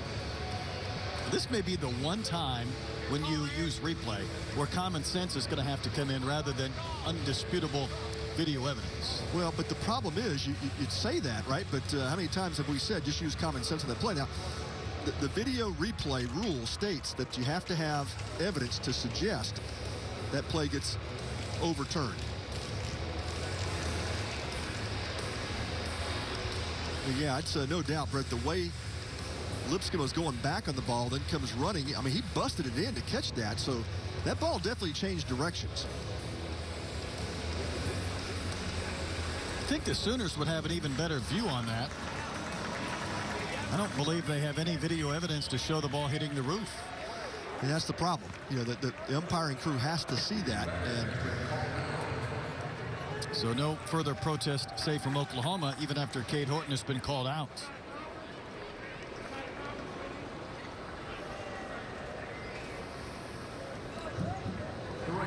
Give Lipscomb credit for making that catch. Man, that was really a great adjustment he made. Came running in, had to negotiate the Volunteer dugout, as well as the ball changing directions. We mentioned a few times this ballpark can play like a pinball machine. It continues to live up to that reputation. Different caroms. Seen an inside the park home run today with the ball hit the padded fence and shot from right center back to left center. Seen a triple that hit 3 different portions of the outfield fence before it hit the ground. Saw a play last night that we thought ended that Texas LSU game where the center fielder for the Longhorns had the ball in his glove, popped out, ended up hitting the bullpen, kicked in the air, and the right fielder caught it. Originally called an out. He was selling it as an 8-9 fly out, only to have replay say no, it hit the fence before the catch was secured, and then it ended up being a single. Yeah, that was the most heartbreaking aspect of that. Dylan Cruz, almost bids for a home run, and then it certainly would have been a double or a triple. And the rule book states that on a catch no catch situation that the base runner is only awarded first base. Yeah, it's been a crazy weekend. Brett Squires getting his first at bat. He replaced Orduño in the 4th inning in right field. Well, Brett, getting back to the evidence, when you say that this team is trying too hard or pressing, what do you see that would maybe provide evidence of that? I think it's just that this lineup is really a talented lineup for Oklahoma. You've got a lot of age in the lineup. You've got Treadaway, you've got Crooks, Cade Horton, certainly a tremendous athlete. Peyton Graham. I mean, it's just the fact that they have not scored runs consistently points to the evidence that they're pressing. It's really made as simply as you can put it. I think it's only natural, and I think it's human. And it's awfully tough early in the year. Guys react to numbers that maybe don't look right from a team or individual standpoint. Baseball's got to be one of the few things in life where trying harder is discouraged. It leads to failure. It really does, yeah. And I can tell you just from playing days that when you're locked in, you're just not thinking about anything. You're just going out there and executing. You're not having to over-prepare or overthink. It's just you just go out there and play the game. And it's really easy to talk about, Brett. Really hard to execute in baseball. There's no doubt. Brett Squires takes one in. Can't tell you how many coaches reminded me, just turn your brain off. I said, yeah, easy for you, right? I guess the pitching equivalent of hitters pressing is trying to throw too hard, trying to throw through the break. Yeah, when you overdo it. Yep, absolutely. 2 outs here in the Sooner 5th inning. Pretty good pitch from Beam for a strike. Just barely up over 60 on the pitch count, trying to get through 5 scoreless. Yeah, he's not only looked great, but he's done it with some efficiency. And this is one of those starts you really think about extending him maybe a couple more innings as long as that pitch count continues to stay down.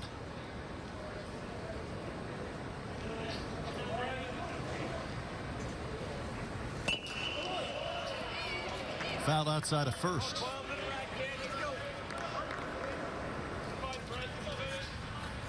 Everybody leave Clay Van Hook alone over at first. It was Clay Overcash, right? Clay Overcash at first base. Got steamrolled by Trey Morgan of LSU. Man. That was tough to watch, but I went down yesterday and asked him how he was doing. He said, I'm doing fine. It was just, yeah, he's had some lack of mobility with his right knee. When's the last time you saw a first base coach steamrolled by a first baseman running after a pop? Yeah, I don't think I've seen that in a very long time. But, you know, every once in a while you'll get caught maybe at first base looking up at a pop-up, and the first baseman drifts over and makes contact. But maybe a bump or something. Exactly, it isn't full-fledged trucking. Not on a pickoff play where Morgan, the ball was off his glove, and he just charged right through Overcash there and going for the ball. Not intentionally at all, but it was just an odd play. Wrong place, wrong time. He was nibbling a bit in that sequence, ends up walking Squires. And the inning continues for Hudson Polk, catcher in his first start of the season. Last time I saw Coach get hit that hard was going back to when Don Zimmer got thrown to the ground during the brawl with Pedro. With Pedro Martinez, yeah. That was a tough scene. I think it was Tom Gamboa in Chicago with that awful incident when the fans came over. Oh, that's right, yeah. Hudson Polk looks at a curve for a strike. That front door breaking ball, that's a tough pitch. You were certainly not sitting on that one first pitch out of the sequence.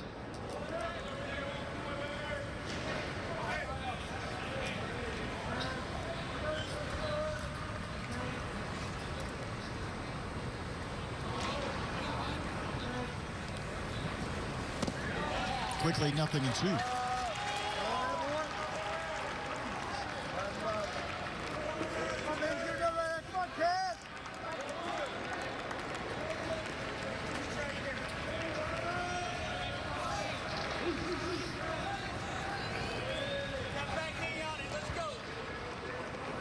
2 on, 2 out. 2 strikes on Polk. Fastball at 93. He has stayed right in that neighborhood most of the game. Yeah, that velo has not dropped. 70th pitch, still holding strong.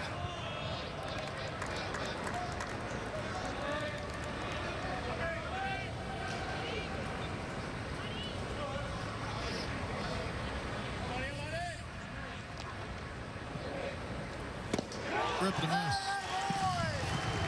McKay to win the inning. Sooners stranded pair. We've completed 5 innings here in Houston. Why pay over $100 a month for TV when you can get AT&T Sportsnet with Fubo TV? Get the channels you want with the teams you love for the price that others can't beat. Watch AT&T Sportsnet with Fubo TV. Try free. What do an aerospace engineer, cancer immunologist, and bat scientist all have in common? We all have cool jobs in STEM fields. Whether it's building robots or learning to code, girls everywhere are finding their passion for science, technology, engineering, and math through positive role models and mentors. So dare to dive in, get connected, and explore. You never know what your future may hold. Learn more about these and even more cool jobs at SheCanSTEM.com. I want to beat cancer. I'm going to beat it. That's no doubt in my mind. I'm going to win this battle. Defeating cancer will take all of us. At the V Foundation, V is for victory over cancer. V is for victory over the odds. V is for victory over giving up. Don't give up. Don't ever give up. Join the V Foundation team in the fight against cancer at V.org. H-Town High School. Sports. The excitement. The emotion. The passion. Only on H-Town High School Sports with Todd Freed. See it right here on AT&T Sportsnet. Welcome back to the ballpark. We get a chance to introduce you to Mia. She's one of our national patient ambassadors. Welcome to the booth. What has this weekend been like? Oh, it's been awesome. We get to just sit around and relax and watch some baseball and get to be around other patients that we don't normally get to see because they live across the country from us. So it's been pretty awesome. And you're from St. Louis? I am. Okay. Cardinals fan? Baseball fan? So here's the thing. You're not going to like me very much. Okay. I am I'm an arts kid, so I sing and perform and stuff. I couldn't tell you the first thing about baseball. I try. I really do try. And I figured out how to read what inning it is on the board. That does help. I did figure that out. And I do know that if they catch the ball in their mitt, that they're out. Yes. But that is all I've learned. We've had a few exceptions to that this week, but normally you'd be pretty comfortable saying that. Yes, normally, except for whenever it hit that wall the other day and then it hit the player's mitt. That's and then correct. That was really cool. You're picking up really quick, Mia. Well, we also had a chance to hear you sing the national anthem. How was that?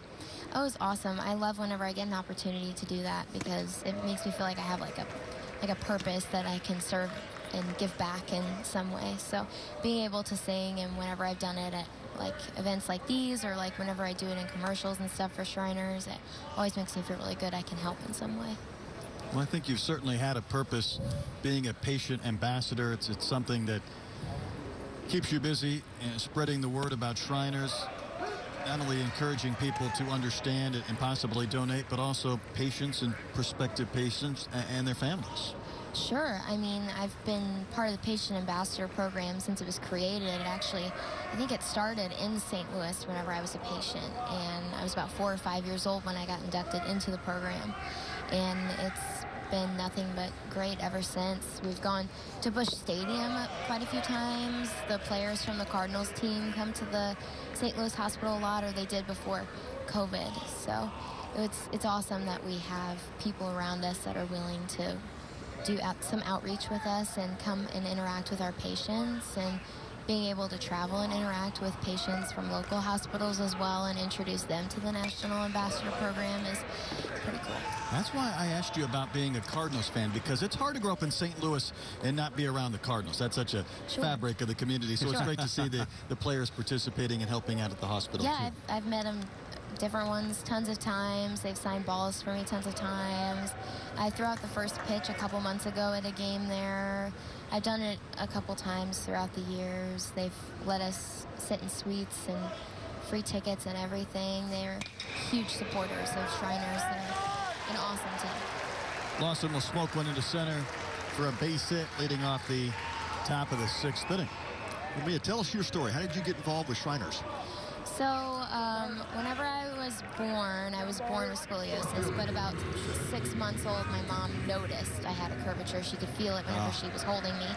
And it took her a long time to get the pediatricians to believe her and believe that there was a curvature because they didn't see it. And then we ended up going through children's for a couple of years whenever I was an infant with a bracing system. And then you need new braces so often whenever you're that young because you grow so quickly.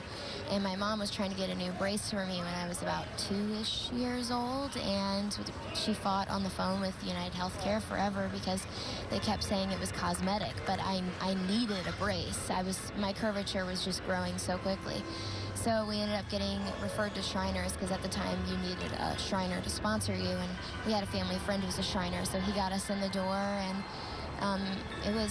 it took off from there ever since. So I've been a patient since I was 2 at the St. Louis hospital. So it's been about 16 years now. We saw your bio up on the screen, and we'll stay here during this pitching change. Tell me what halo traction is. Okay, so there are all different forms to treat scoliosis. Scoliosis is what I have. It's just a curvature of the spine. And there's all different ways to treat that, but most patients that have a mild curvature do a bracing system. My bracing system didn't serve the purpose to really cure anything, just to put off my surgery a couple more years because they didn't want to operate on a 3-year-old, you know? So whenever I turned 4, they said the curvature is just too big, it's time to start. So what they did is they put you in a halo traction, and I lived at the St. Louis hospital for 2 months. And it's 2 screws that go into the first layer of your skull, and then they go here, and they go back here. Wow. And then you're like attached to a like pulley weight system, and they gradually add weights over the 2 months that you're living there to stretch out your spine and prepare for surgery, because trying to stretch out the spine can be really dangerous, but adding those weights gradually gives it some more leeway. So whenever you go to operate for the first time, whenever you go to put that growing rod system that will stay in there permanently, you get more out of it. So I ended up growing 5 inches in my first surgery because I had halo traction for 2 months. Yeah, I had no idea. That's quite an explanation. Mm-hmm. Yep. Thank you for enlightening us, because I've never heard that story of what that halo process does, but that's incredible. Yeah, it's kind of rare. It doesn't happen to a whole lot of patients, but scoliosis is really common, and there's a lot of people out there that really don't know that they have it, or they catch it too late, or they say like, oh, let's just try a brace, or they end up with the wrong people. But I wish I could send every scoliosis patient to Shriners, because all of our healthcare professionals are just geniuses, and we've invented so many ways to treat scoliosis throughout the years as well. Like my surgeon, whenever I was little, invented the hardware system that was put into my spine. He invented the growing rod system. So you found the best doctor you could find, and thank goodness for moms who recognize there's something not right with their children. Yes, and are thank proactive. goodness. Yes. My mom's a nurse, so I'm very grateful that she was able to catch that, and she felt that early on. New pitcher is Ben Abram. Seth Stevenson is pinch hitting, or pinch bunting, if you will. The play at first is not in time. Horton couldn't make that throw after just a perfect bunt. And the Volunteers in business with a couple of base runners and nobody out. See that? I didn't understand any of that. Yeah, that's a bunt. And when the hitter squares his bat, he's not swinging the bat. That's what he's trying to do. He's trying to bunt and obviously take advantage of where the infielders playing. That time, Oklahoma had their third baseman playing back, so it was just a smart baseball play. It's very smart baseball play. Pretty cool, huh? You agree? Yeah. I totally agree, guys. Mia approves. I approve. There aren't a lot of people that approve of bunting anymore, but she does. So she does. That's fine. Now, I Mia, approve. Tell us about your future. What do you have your eyes on? What are you trying to do in life? Sure. So since I'm in the St. Louis area, and since I've done arts for a long time, I do theater mostly, I decided that I didn't want to try to go out to New York or LA to try to pursue like a huge career, because I wanted a job where I knew where I was going every day. Like, you're not constantly fighting for the next gig. Like, you wake up and you go to the same job every day. That's what I wanted. I wanted stability, but I still want to be able to do what I loved. Yeah. So I decided to go into theater education. So I'm going to SIUE this fall. I'm a senior in high school now. So I'm actually a Meridian Scholar. I just got granted a full ride with room and board to SIUE, which is super awesome. I'm super grateful. It just happened right before I came on this trip. And I'm going to attend their theater education program and do some student teaching in my junior and senior year, and then probably get sent somewhere in Missouri to teach at a high school or college level. Oh, spectacular. This was a line-out double play right to Graham, able to flip back to second base to double off Lawson. When you say SIU, is that Edwardsville? Yeah. Illinois? Yeah, it's Southern Illinois University, Edwardsville. You were going with the code. I wanted to kind of crack that for everybody. Yeah. Sorry for everyone at home listening. Well, tell us about singing, how much you enjoy that. Yeah. So, since I was just born with a disability, it's not something that popped on like later in my life. And my dad was a singer too, so sports just never really were an option in my mind. I didn't care to get myself hurt all the time and have to go in for surgeries all the time, because you would be bound to damage something in your hardware system playing some sort of sport. And I wasn't even allowed to play like a contact sport where I would get tackled or touched anyways. They give you a list that's like, maybe you can totally do this, maybe you can do this, definitely don't do this. And my options were kind of limited. So whenever I was 7, I started singing lessons, and I've done them off and on for years, and I've participated in theater for years, and I just love to sing. My dad was a singer, and he was in his own band whenever he was younger, and we've always been just like the same person, so I have a feeling it came from him. That's Mia. Thank her for stopping by. Great job. Thanks for joining us. Thank you. Thank you, Mia. Good to meet you guys.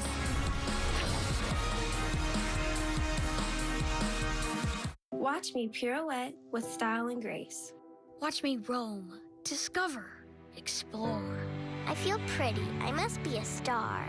They helped me come a long way. I'll show you how far. Watch me. For 100 years, we've watched in awe as our commitment to transformative care continues to bring positive change to kids everywhere. Today, our brand is evolving too. Shriners Children's, the most amazing care anywhere. Watch me.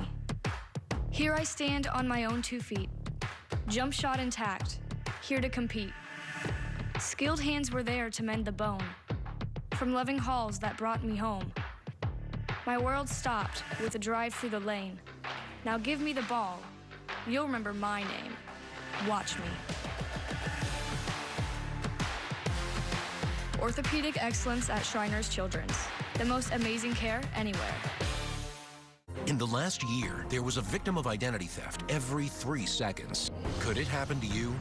Somebody used my identification and they had actually purchased the car and drove it off the lot. I didn't know what to do, but thankfully I had LifeLock. LifeLock alerts you to identity threats, and if there's a problem, we work to fix it. LifeLock provides the type of protection I need. Help protect what's yours with LifeLock Identity Theft Protection. Call right now. The Shriners Children's College Classic is a tradition that unites athletic excellence and the most amazing care anywhere. Shriners Children's is dedicated to improving the lives of children with orthopedic conditions, burns, spinal cord injuries, and cleft lip and palate. All care is provided regardless of a family's ability to pay. To learn more, visit shrinerschildrens.org today. Drew Beam is done for Tennessee. They've gone to the bullpen to bring on a left-hander. Yeah, Will Mabry in relief of Beam, who had an outstanding outing. Beam goes 5 innings, only gives up 2 hits, and limits the Sooners to no runs. And now Mabry takes over. 6-foot junior from Cookeville, Tennessee, making his 5th appearance. He's got 4 innings under his belt, 3 hits. He has struck out 5, walked 1. Opponents hitting only .231 against him. Saw him for an inning on Friday night, and that was the game against Texas, the Longhorns 7-2 win. Gave up a pair of hits and 2 runs in that inning. Working here to Kendall Pettis. Pettis just hitting for the 2nd time in this game, batting 9-hole for a Sooners team that has 2 hits.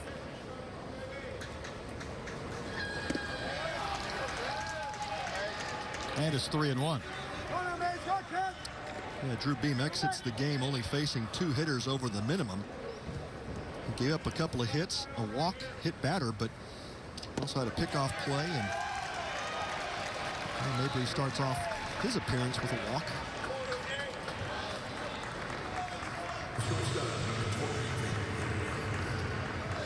That's why I couldn't be a pitching coach. That would drive me bananas. 6-run lead, and you walk the first hitter. First guy you face. And he's on base, the 9-hole hitter. That's if you ask the question, were you ready to come out of the pen, or did you need a few more pitches, or what? But certainly not the way Mabry drew it up coming into this game. There's Peyton Graham. He's 0 for 2 today. Graham went 1 for 4 yesterday in their 15-3 loss to UCLA. D1 Baseball has him as a 2nd-round pick, but maybe the 25th best college player available in the 2022 draft. Another guy on that list, Jimmy Crooks, they have him as number 47, what would be a 3rd-round pick. So a couple of Sooners on their list. Never too early to start talking about drafts. We just talk about the baseball one, not the NFL. That's right. You know, Graham is very projectable as well. You look at the frame, that's that tall, lanky frame, and but a very toolsy type player. Got to be a lot more there from the frame standpoint as far as upper body strength. Man, right? I'm thinking, 15 more pounds. And he's not going to lose speed. He's got obviously some great wheels. I think you're looking at him as a power hitting shortstop. Certainly can play multiple positions. Very athletic. Played 3rd base a bit last year for the Sooners. Moved over to the shortstop position. And yeah, Brett, I think you kind of project him out into that late 1st, early 2nd round of the draft. And needs to cut down on the swing and miss a bit. A wave and miss there. Mabry bounces back after the walk to get this strikeout. That's a fastball up and in, just ties him up. With 2 strikes, you definitely want to expand the zone a bit, but we've been on a couple of occasions, Peyton swinging at balls out of the strike zone, and that's what he needs to cut down on. We see a lot of guys maybe thinner that still have tremendous bat speed, guys that we know are going to grow into even more adult bodies. Wonder how you quantify more strength with more bat speed, if there's a direct correlation. If you add 15, 20 pounds, if you even provide a little, obviously the exit velocity might be much better. Oh, sure. I think it depends on where you put the weight on and how you do it. That's where, you know, the strength and conditioning programs for baseball players especially have gotten so much better in the past decade or so. And you know, it used to be you'd walk into a weight room and you'd have the football strength coordinator training the baseball guys, and that never worked out really well. You get bulked up in areas you don't need the muscle. Yeah, certainly today, boy, the baseball strength and conditioning programs have come so far. You hear Coach Steve Rodriguez at Baylor talk about that and how that has just changed the face of college baseball here in the past number of years. This is Diego Muñiz, who's pinch hitting for Nicholas.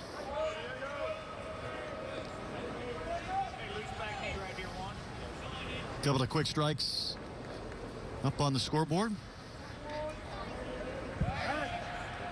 And again, Mabry on a relief this inning of Drew Beam. Yeah, I thought Beam maybe come out for the 6th inning, maybe try to extend his outing a little bit. The pitch count was certainly indicative of that, but I thought so too. You know, I think Tony Vitello obviously was looking to get 5 innings out of his starter today, and maybe has some bullpen arms he's still trying to get going as well. So that is a bit, it's not even so much the chess matchup, it's really I'm trying to still find roles and responsibilities for my guys in the pen. I've got to get them innings. That could be 100% the case for me, and maybe I would be a little bit different of a pitching coach. I love getting guys out after a great outing. Either you push it too far or maybe you're a little bit early when you take them out. Sometimes I like to err on the side of caution in the sense that he doesn't have to go out there and think how he went 5 2/3 innings and gave up 2 runs. He can sit back on those 5 scoreless and then build upon that. Yeah, no doubt. And I think that's where as a pitching coach and a head coach, you've got to kind of come into the game with that type of a decision about how far you're kind of projecting him out. And this ball looks like it catches Muñiz in the hand. It sure does. Oh, man, that hurts. Back of the hand. And my son Casey had one at 97 that broke 3 bones in the back of his hand, so I'm a little bit sensitive to that type of pitch. How long did it take to come back from that? Yeah, like 3.5 months. He was a catcher. Well, yeah, that's a season. That's a season. You get bones broken in the back of the hand, and especially at the catcher position, it's pretty much the season. Couple of runners on base now for Robertson, who has one of the 2 Sooner hits. But to finish my thought on the pitching, Brett, I think it's really you have to have a good game plan, especially, and I get your position with a freshman pitcher, you know, making a big start here, and now maybe after today projecting himself into the weekend starting rotation. And certainly Tony V and the coaching staff there with Tennessee Frank Anderson, I'm sure, had some input there saying, hey, let's make sure we continue to build upon a great outing. We saw Chase Burns on Friday. He was fantastic. We saw Joyce out of the bullpen, the guy throwing 101 yesterday. I mean, they have some young guys that can bring it. Yeah, they're replacing a lot of arms that were lost last season, but talk about question marks going into a season. I think that the coaching staff with Tennessee would agree that was probably the question mark coming in. Who's going to take these weekend spots? Who's going to be part of the back end of the bullpen? And the Tidwell situation is one that just don't know when the resolution may come, what that may look like if he can get back and be healthy. A legitimate #1 Friday SEC starter. Yeah, no doubt. Yeah, losing Blade, that's a tough one. So I'm sure they're trying to work him back in. They really were careful with him in the fall, and I think just coming out of the chute here in the spring, it just wasn't working for him. That same list I've been mentioning from D1 baseball, he's the 15th best college player available for this draft. And as I pointed out, there are a number of high school kids this year, a really strong high school class as Robertson takes ball 2. Elijah Green, Andrew Jones, Termar Johnson's amazing. Some of the arms, Dylan Lesko. You go down the list, which is unique because you do have some great college players and great high school players. It's not heavy in one direction and not the other. Yeah, pretty balanced draft this year. Could be two. There's one. That's the double play. Robertson hits into the 4-6-3 that ends the 6th inning. When we go to the 7th, 6-0 Vols.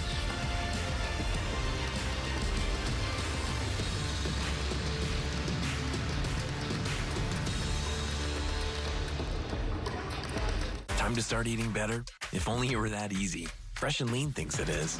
Meals with fresh organic ingredients delivered to your door, ready to heat and eat in under 3 minutes. So if you're looking to eat healthier, we got you. How easy is that? Fresh and Lean.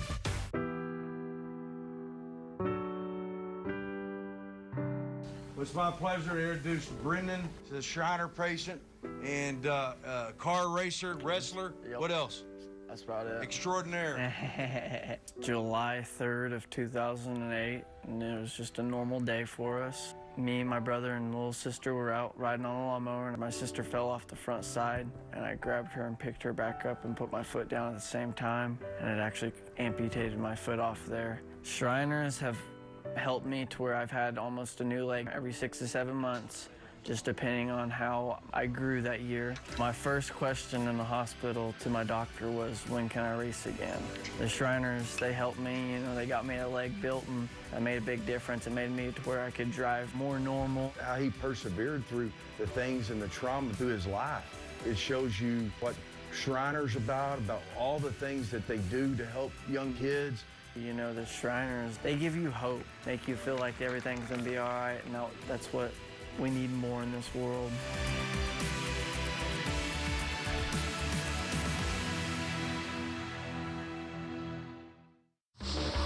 Coverage of the Shriners Children's College Classic is brought to you by Moore. Your mission is our purpose. 6 innings complete. We go to the 7th here in our first game. Sooners have a new second baseman. I believe that's Lowe as Lipscomb leads off this 7th for the Vols. He's walked and scored a run, part of an 0 for 2.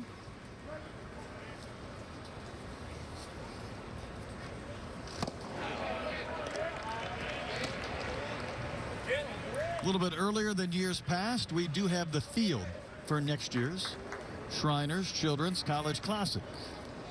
You're giddy with anticipation, Pat, I can tell. I've been waiting. I know you have, so I'm going to tell you the teams, and it has a different look with some familiar faces, but a few newcomers as well. There's a chopper foul outside of third base.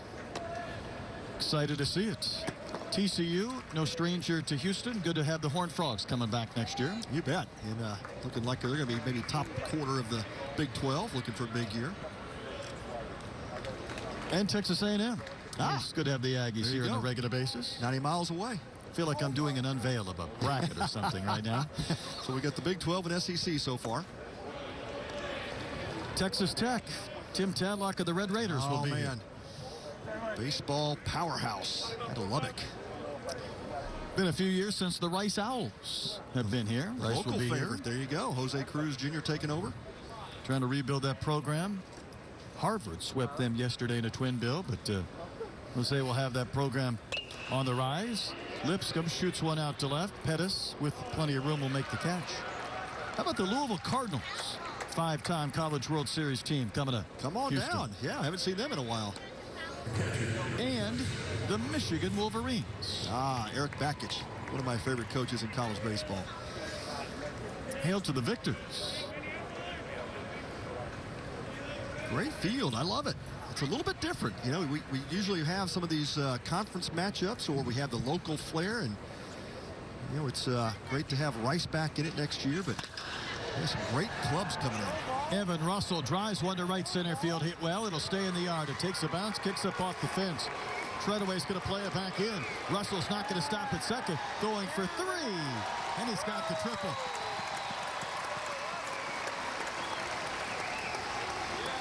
Yeah, how about the volunteer catcher? having a weekend. David Russell. You know, there's always the question, Brett, when you have a player move like him coming from the outfield to the catching position, and how will that affect his offense? That's the question mark, but it sure has not slowed Evan Russell's bat down one bit. Treadaway's been busy. Remember, he had the ball that shot by him off the bat of Christian Moore by about 40 yards. That led to an inside the park home run in the third. This one, though, goes for 3 bases. And trailing 6-0. Oklahoma's going to have to bring the infield in all the way around with 1 out, with Luke Lipsius the batter. Yeah, Sooners can't afford to give up any more runs at this point in the game, and so they will have the shift on. They oftentimes don't see the shift with infielders in on the grass, but that's exactly what you have. You've got 3 infielders playing the right side, looking for Lipsius to pull the ball on the ground. And there's the third baseman, Cade Horton, pulled around, shading towards shortstop. Yeah, that looks entirely different. Lipsius, it's a little soft flare in foul territory that will be off the netting. So again, next year, March 3rd through the 5th, 2023. Seems strange to be talking about 2023, barely over 2020. But again, it'll be the Michigan Wolverines, the Louisville Cardinals, Rice Owls, Texas Tech Red Raiders, Texas A&M Aggies, and the TCU Horned Frogs. That's an exciting field.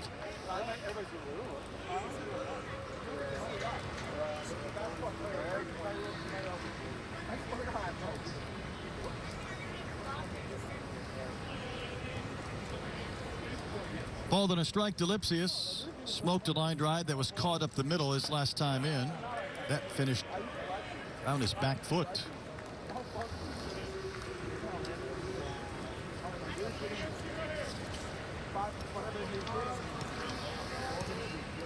Here's a look at the 6'7" Ben Abram. All 245 pounds of him out of Georgetown, Ontario, Canada. It's a lot to look at. You're right. Fouled away again. No change up that time, and Lipsius trying to stay back.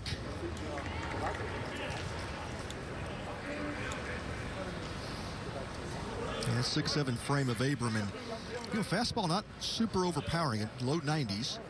I think there's some more in the tank for him as far as that velocity building in the future. Change up, curveball. Trying to go up in the zone that time, and another foul ball. Young man who competed for Team Canada in the under-18 Pan American Championships a few years ago in Panama. Was the 4th best prospect in Canada when he was coming up through his high school ranks, and even drafted way back when in 2018 by the Padres late in that draft. He gets the big strikeout. He really battled to get Lipsius, and the infield can retreat to regular depth now with 2 away. Well, this is Christian Moore. Take you back to the 3rd inning. What an exciting play. With this kick, you knew he had a chance, and that ball just kept rolling and rolling. And Christian Moore not only scored, he was able to coast across the plate. No play, and boy, I think a testament to Moore busting out of the box when that ball was hit. You know, you're thinking that you make great contact on the barrel, that ball may have a chance of getting out of here, and he kind of pimped it a little bit to first base, but he did not. He took off and never slowed down. He also needs a triple for the cycle. So if he shoots a ball in that same vicinity again, he might just pull up at 3rd and complete the 2nd volunteer cycle of the season. With that speed, there's a chance, right? That ball could rattle around in left center, and then near that bullpen, we talk about how hard it is to negotiate that left center area for Minute Maid, and no doubt Tanner Treadaway playing straight up in center. Big cut and a miss by Moore.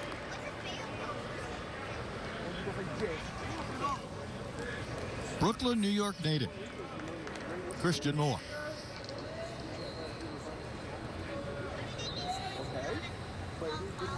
You grew up in Brooklyn. Are you a Mets fan or a Yankees fan?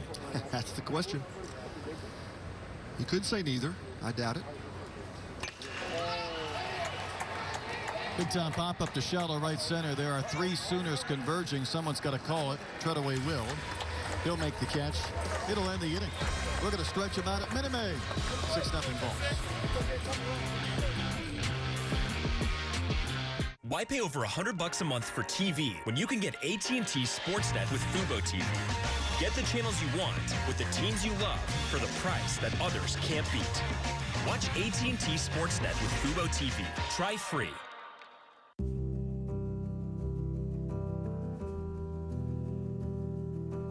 I want to beat cancer. I'm going to beat it. That's no doubt in my mind. I'm going to win this battle. Defeating cancer will take all of us. Join our team to help fund game-changing research that saves lives. At the V Foundation, V is for victory over cancer. V is for victory over the odds. V is for victory over health disparities. Victory over setbacks. Victory over the unknown. V is for victory over giving up. Don't give up. Don't ever give up. Join our team to help save lives. Cancer can take away all my physical abilities. It cannot touch my mind, it cannot touch my heart, and it cannot touch my soul. 100% of donations fund game-changing cancer research. Donate now at v.org. Take your favorite teams with you with the brand new AT&T Sportsnet mobile app. Just download the free app from iTunes or Google Play, log in with your TV provider account info, and you're all set. Don't wait. Download the new and improved AT&T Sportsnet mobile app today. Let's take a look back at some action from the Shriners Children's College Classic presented by Perfect Game. This was the Saturday recap. UCLA a run rule win over Oklahoma. Tennessee was down 4-0 early to Baylor, came back to win 10-5.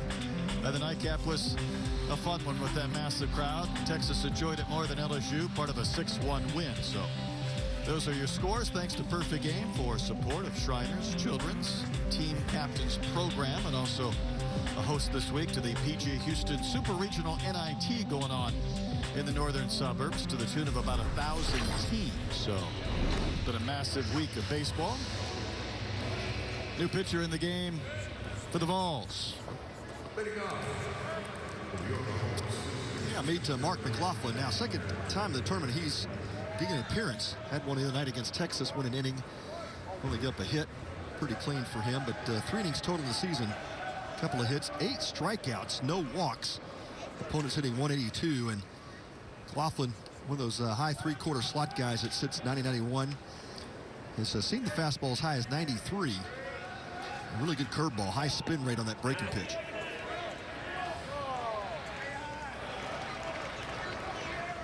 Tanner Treadaway is the batter. 4, 5, and 6 for the Sooners in the bottom of the 7th.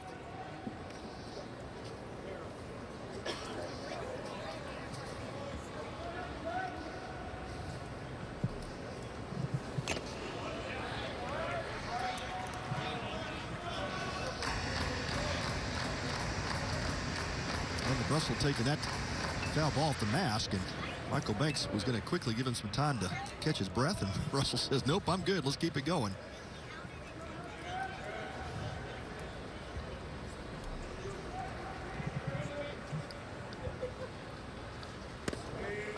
Not close, 1-2.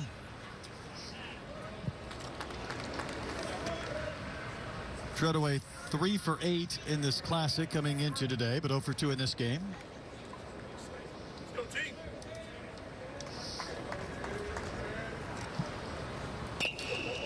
Smokes that to left center. It's down for a base hit. Dickey play that ball back in. That'll be a long single for Treadaway. And that's Stevenson who took over for Jared Dickey in left. A nice swing there by Treadaway. Was down in the count early and then stayed back nicely on that breaking pitch.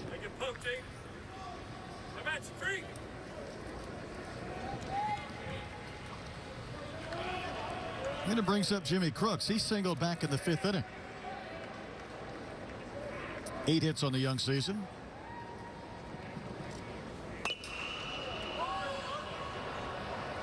That's going to be well back and out of play.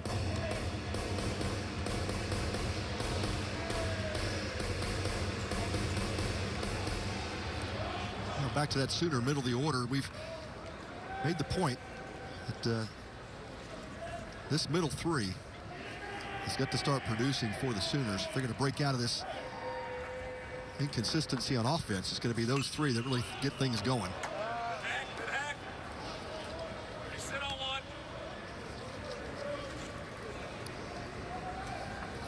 For Oklahoma, they'll play Dallas Baptist midweek, then at home against UTSA. And that'll be just the second, third, and fourth, and fifth home games, because their previous series that was scheduled for Norman last weekend against Northwestern State was moved to the Rangers ballpark to be able to play indoors.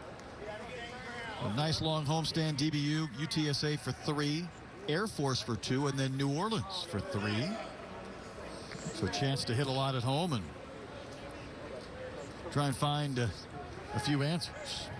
And I think that Big 12 conference opening weekend, OU has the bye, so they filled it up with a non-conference opponent. And Jimmy Crooks takes strike 3.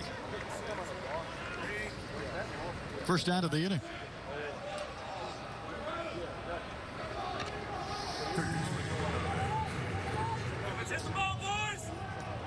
McLaughlin with a good breaking ball there to finish off Crooks, and the pitch has a lot of snap, a lot of bite, good depth to it. Mixes it well with his 93, 94 mile-an-hour fastball. Cade Horton in. Pop up on a fly out so far in the game.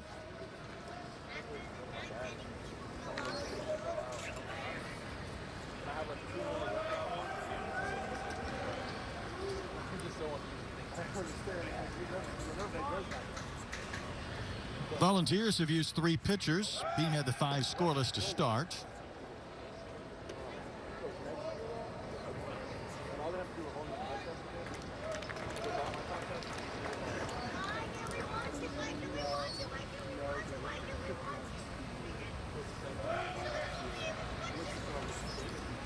Oklahoma was down 5-0 after 3 innings.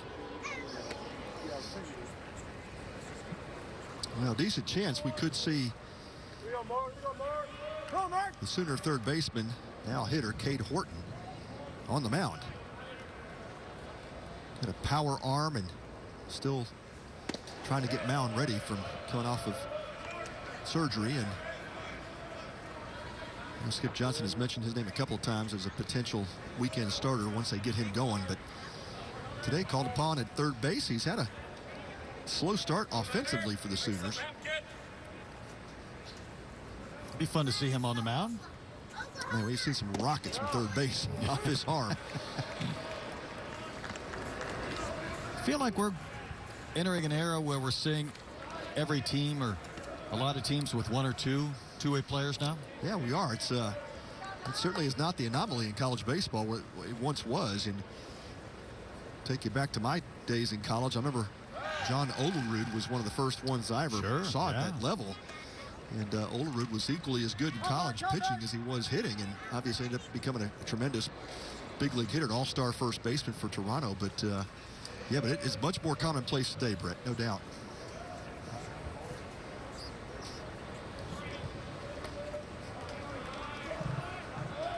Two balls and a strike to Cade Horton. Big swing and a miss at 92.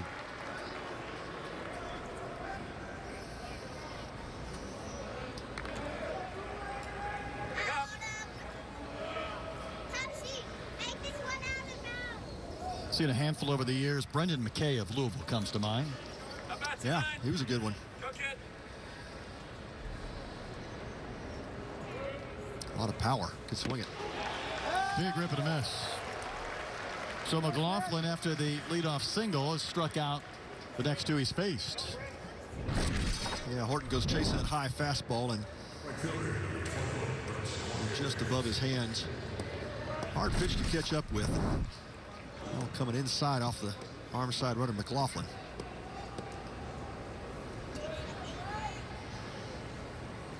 So here's Brett Squires. Did not start the game. He was inserted in right in the 4th inning. Walked in his only plate appearance a couple of innings ago.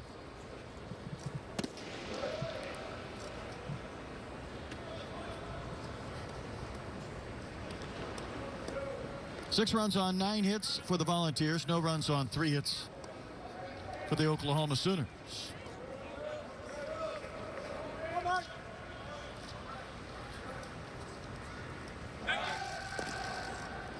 D1 baseball before the season did project Oklahoma as one of their regional teams. Last year, again, the disappointment of finishing 27-28. They were really hit hard by that draft in 2020. Lost a lot of talented players. You kind of lose a year on that momentum, if you will, for a program. Trying to find a little bit of that here in March of 2022. Here we go.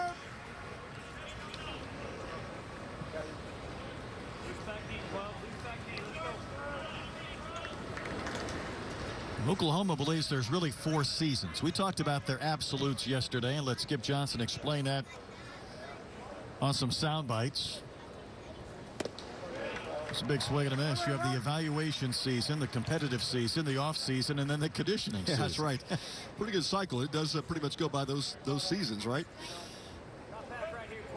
I love what Skip said. You know, it's so hard to make in-season adjustments. You know, when you're not going to certainly overhaul anybody's mechanics or hitting mechanics, but certainly try to make tweaks along the way. But he says this game is so hard itself when you start injecting changes, especially during competition. It usually doesn't work well. Seems to make perfect sense. Yeah, he always points out that he'd much rather have a player working on building confidence than he does on trying to change mechanics. When you get to the offseason, that's a different, that's the place to do that. So do you make adjustments then in the course of those seasons if you can't make changes, adaptations, adjustments? Oh, I think it's you definitely make adjustments. I mean, baseball is a constant game of adjustment. I think what Skip is saying is you make those adjustments subtly and try not to change the mindset, because you want that player to go out and compete when the game is going on. As Squire strikes out swinging, that'll end the inning for the Sooners here in the 7th. And Tennessee keeps that 6-0 lead.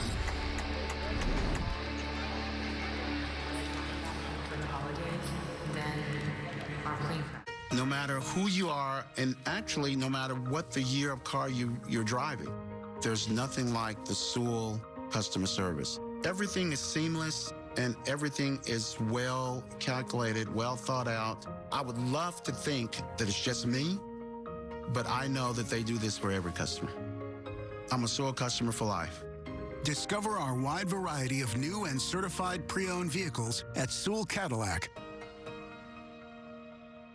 In the last year, there was a victim of identity theft every 3 seconds. Could it happen to you? Somebody used my identification, and they had actually purchased the car and drove it off the lot. I didn't know what to do, but thankfully I had LifeLock. LifeLock alerts you to identity threats, and if there's a problem, we work to fix it. LifeLock provides the type of protection I need. Help protect what's yours with LifeLock Identity Theft Protection. Call right now. Spring training is back in the Palm Beaches this spring. Experience Astros baseball, plus the best beaches, dining, and entertainment after the game. There's nothing better than Astros spring ball in sunny Florida.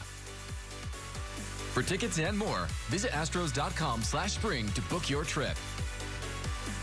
Plan your visit now to the spring training home of the Houston Astros, the Palm Beaches. New pitcher for the Sooners, Javier Ramos, the right-hander, enters the game. Yeah, all 6'5", 210-pound redshirt sophomore at Seminole State College, a way of the JUCO route to get to Oklahoma. And, no doubt about Ramos' stuff. Mid-90s fastball, and it is good stuff. Now, the question of the past has been just his command and the ability to control the fastball, and so far this year so good. Only an inning under his belt, making his second appearance. And had a walk in that first appearance. So if Ramos can dial into the strike zone, that will please Skip Johnson immensely. I would agree. And Christian Scott is going to lead things off. Then Cortland Lawson and Stevenson. 8, 9, and 1 here in the Tennessee 8th inning.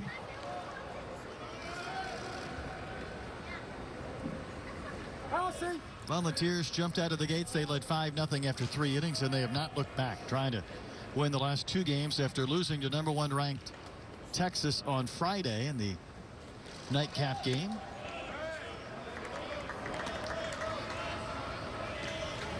And I would imagine, probably goes without saying, but a team like Tennessee would feel like they'd have a little better understanding about how their club's going to shake out after these 3 games. Oh, I think there's no doubt. I think every club walks away this weekend with a much better idea of what's working and not working. And I think when that is the former, though, it's a little bit easier, right? When you're starting to get some solidifying roles either in the bullpen or your starting rotation, or guys continue to hit against even better pitching than you faced, you feel pretty good. It's when you have some struggles for the first time and you start scratching your head. Yeah, that's right. And we saw that on Friday night. You know, the pitch almost gets Christian Scott in the kneecap. But, you know, we talked about Tennessee coming with those gaudy offensive numbers. You know, had the sweep of Georgia Southern, had the sweep of Iona, UNC Asheville they beat in the midweek, ETSU. So, yeah, coming in, I think that's the thing you could say about Tennessee's schedule was they were fairly untested. Then they face Pete Hansen and University of Texas pitching staff, and those guys struggled in that first time I think they faced. I think you're allowed. Really quality pitching. No, there's no doubt. That's a rip and a miss. Might be able to take that pitching staff to minor league spring training, which is ongoing, and say, here, guys, AA, AAA, you want to face these? That's exactly right. Gentlemen, see what happens? Yeah, what a program Tony Vitello has built in Knoxville. They have put themselves on the map in college baseball. That World Series appearance, that'll do it for you.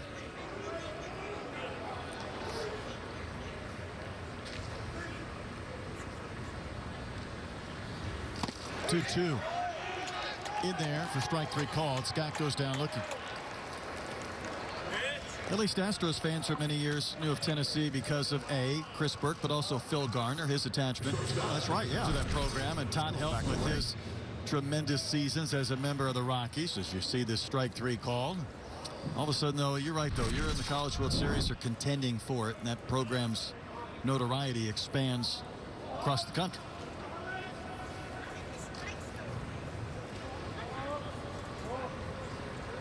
R.A. Dickey, right? The knuckleballer was a volunteer? Right. Yeah, he was a volunteer. Cortland Lawson, the hitter. He lost some money, though, on a Baseball America cover when the doctor looked at it and something didn't look right with the way the arm was hanging down. That's right, man. That's a good memory. Had to have surgery, and his bonus pretty much went away.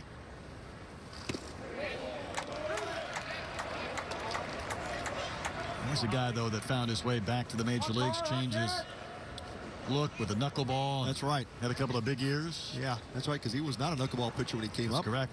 To pro ball. That's a great story.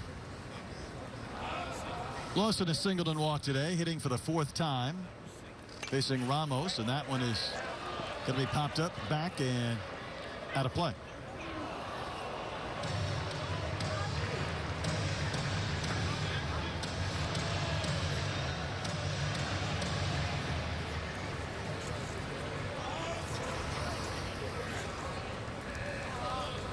Well, after that Friday night performance by this Tennessee team, they have certainly lived up to the billing of a powerful offense. 10-run output yesterday against Baylor, and adding another 6 runs today. But you get the kind of pitching they've had today from starter Drew Beam, and backed up by Will Mabry, Mark McLaughlin. If the pitching holds up for Tennessee, this is where you start to get the feeling that this team's going to make a deep postseason run.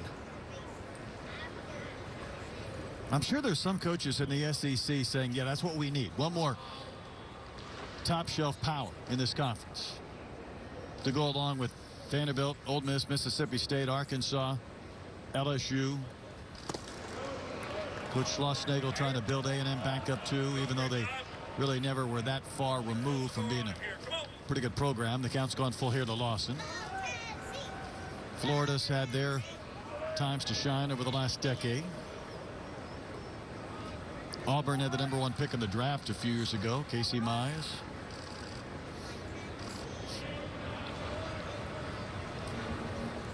Ramos still lost it on a payoff. And he'll lose it. I think it goes back to the building blocks of a program. And look what Vitello said. He said, we're trying to be the #1 show in town. And certainly it starts with being able to put a winner on the field and seeing how that translates to more fans in the stands, more dollars pouring into the baseball program. And he certainly has accomplished quite a bit in his 5th year here at Tennessee.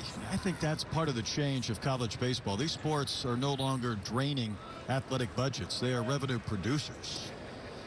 Yeah, especially in the SEC because of that. That's fair. That's fair off the bat of Stevenson, and it goes all the way to the base of the Crawford boxes. And a chance to score all the way from first by Lawson. And he will. The ball gets away. Throw to third should be in time and is to get Stevenson, who will get a double and an RBI. Had the Vols kick the extra point. 7-0 Tennessee.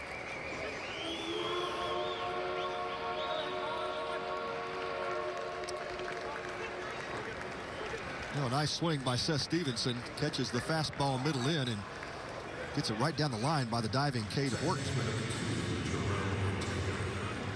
Good job by Javier Ramos to be in the perfect position backing up that play. That ball gets away from Hudson Polk at home plate. He's in perfect position. Makes the throw to Horton to get the out on Stevenson.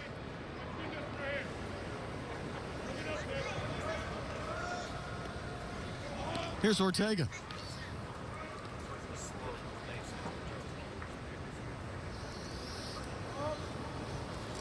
Couple of lineouts, 1 hit, and smokes that one a mile, but foul off the facade of the upper tank.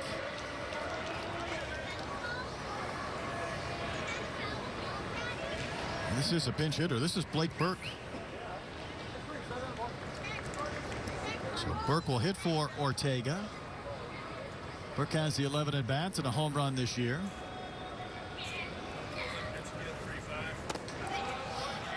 Brentwood, California native.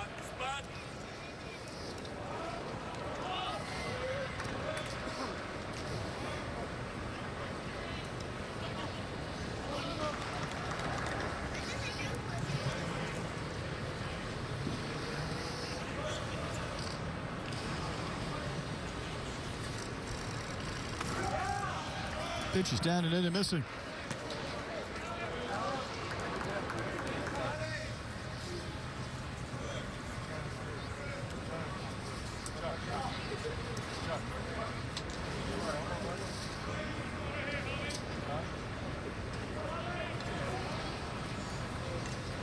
Young man who came from California wanted to play SEC baseball. So here he is getting a chance.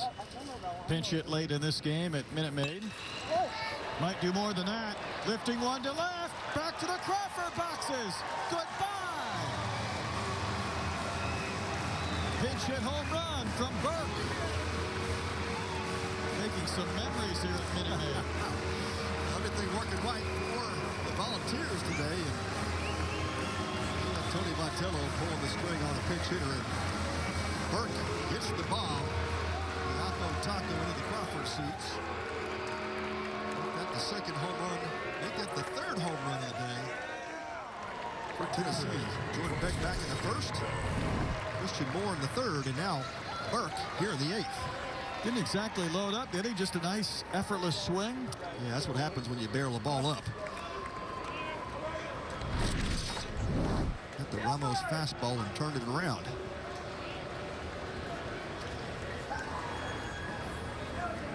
Jordan Beck steps in. This ball's hit well to right center. Volunteers won't quite go back to back. Squires makes the catch and ends the inning.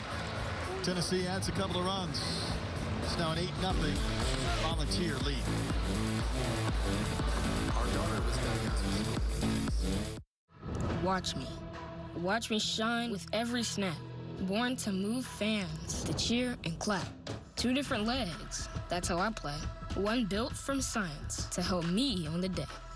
Between these lines, I'm all heart and muscle. Don't stare too long, you'll miss the hustle. Watch me. Pioneers in prosthetic technology at Shriners Children's. The most amazing care anywhere. What if you could use retirement accounts to invest in crypto? With iTrust Capital, you can. iTrust Capital allows you to invest in your favorite crypto assets 24/7 with the tax benefits of an IRA. So instead of paying taxes on your crypto gains every year, you can defer taxes till you retire using an iTrust IRA. Or with an iTrust Roth IRA, you can withdraw tax-free at retirement because you're in this for the long haul. Start investing today at itrustcapital.com.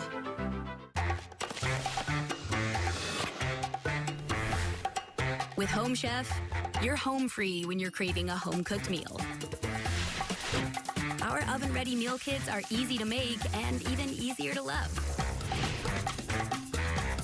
When it comes to making dinner, fill in the blanks with Home Chef. Delicious? Meet simple. Get $90 off when you sign up at homechef.com. Coverage of the Shriners Children's College Classic is brought to you by Electronic Merchant Systems. Payment processing solutions for all of your business needs. Handful of changes for the Volunteers. They weren't able to quite get to the run rule, so it's an 8-0 advantage as Oklahoma bats in the bottom of the 8th inning. I thought I'd like to see a little more Ben Joyce. Saw his heat yesterday. Not sure how many pitches he threw over 100, but it was just about every single one. Give up a single on a 99-mile-an-hour pitch to Wesner of Baylor. They'll look at Polk and Pettis and Graham in the 8th inning. It's a new second baseman for Tennessee. It's Logan Steenstra. Oh! You hear the scouting report about how he throws 102, 103, and the first one's at your head, and it's a breaking ball. Yeah, it's a slider. That's a Polk just kind of shrugged his shoulders like, oh, man, seriously? Going to face this guy throwing 102, and he throws it at my head.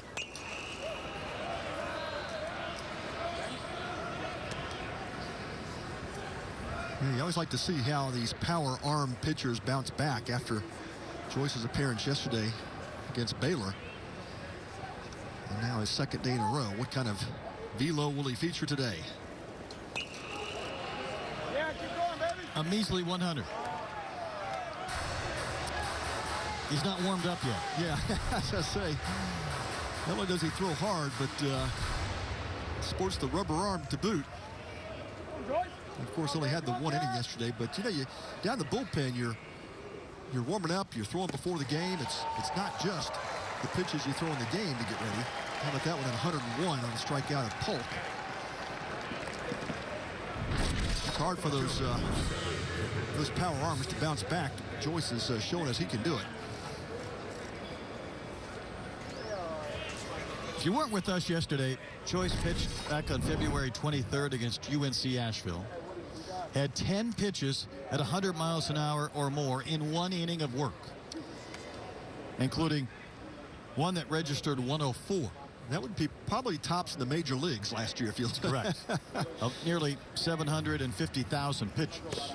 Yeah, I've watched Aroldis Chapman throw, obviously, a number of occasions, but I can't recount 10 pitches above 100.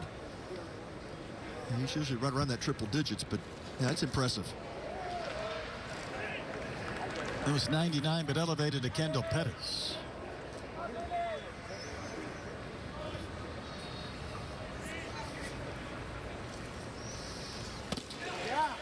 That felt hard. 100 on the sinker. Someone pointed out on social media last night, does it even have time to sink if it's 100 miles an hour? I don't think so, yeah. I don't think he's trying to make it sink. Just down below the strike zone. But you know what's impressive, too, with Joyce is the fact that he does have great command. Now, as a hitter, you really want that guy throwing 100 to have good command. You better believe it. But 4 strikeouts, no walks on the season. Well, yeah, there's the first one. There's number 1. Just as we talk about it. Right on cue, Ben Joyce. Tony Vitello bouncing up out of the dugout. He might have a reliever ready to enter the game. Not sure if he wanted to pitch on back-to-back days just to see how that arm might respond or not. Yeah, he's going to make the call to the pen, looks like. But, yeah, the slider is what I think Joyce could improve on. It's a power slider with some tight bite to it, but just the command of that pitch. Just the one separator he needs to get to that major league level.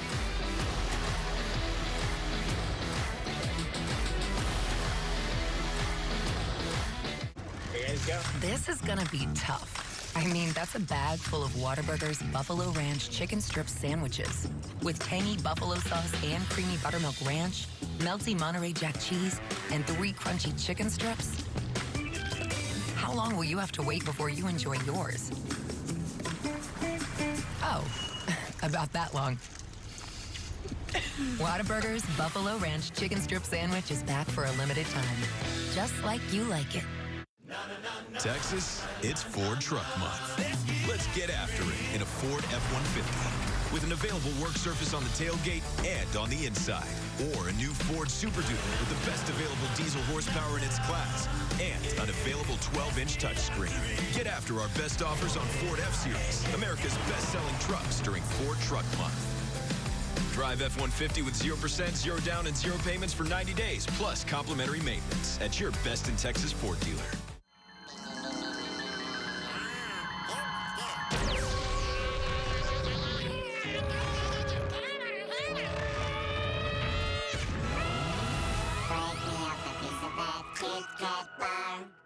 Take your favorite teams with you with the brand new AT&T Sportsnet mobile app. Just download the free app from iTunes or Google Play, log in with your TV provider account info, and you're all set.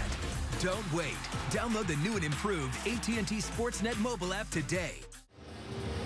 It's Redmond Walsh coming in out of that Tennessee bullpen. Here's a look at Walsh's numbers. Perfect on the season. 3 Ks, no walks. And that deceptive delivery. There's Walsh and that low 3/4 arm slot. Makes life difficult on left-handers. I don't want this to be a leading question. Why would he be in this game? Yeah, I think this is Frank Anderson trying to get his pitchers' arm strength built up, kind of preparing them for a conference weekend. And yeah, that's the only thing I can come up with. Saw him yesterday throw a perfect inning, had a couple of strikeouts. Of course, he is chasing the Tennessee Volunteers saves record.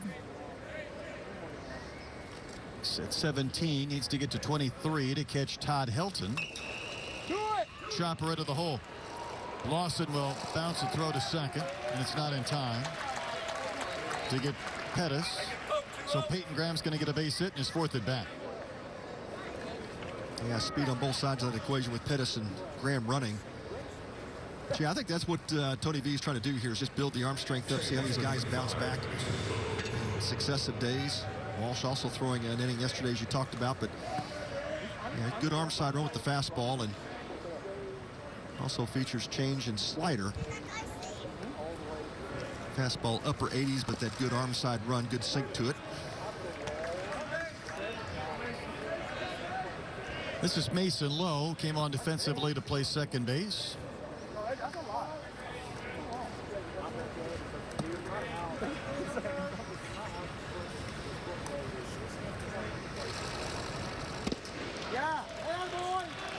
Swinging right through that pitch for strike one. Yeah, good late life to that fastball.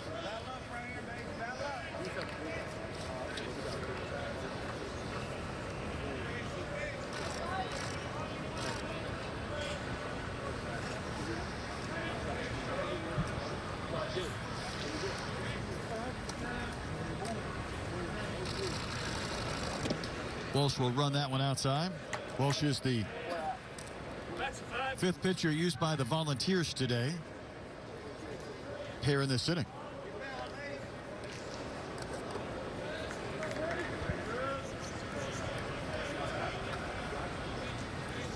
Four hits for the Sooners today. And that's a wave and a miss. Yeah, there's that power changeup. They call it a power changeup because you watch the movement. Down and away from a right-hander. It is just a nasty pitch. Would you believe me if I told you that Oklahoma's got a runner at second base for just the second time in this game, and they haven't had one at third so far today? Man. Yep, that's this Tennessee pitching today has been spot on. Here's Robertson. He bounced into a double play in the 6th. Singled way back in the 1st. If you're Oklahoma, you might be thinking when that bullpen gate opens, maybe get a couple of kids who haven't thrown much this year, see if we can get some late swings, and then you get their setup guy throwing 101 and they're closing. Sometimes this baseball is not fair.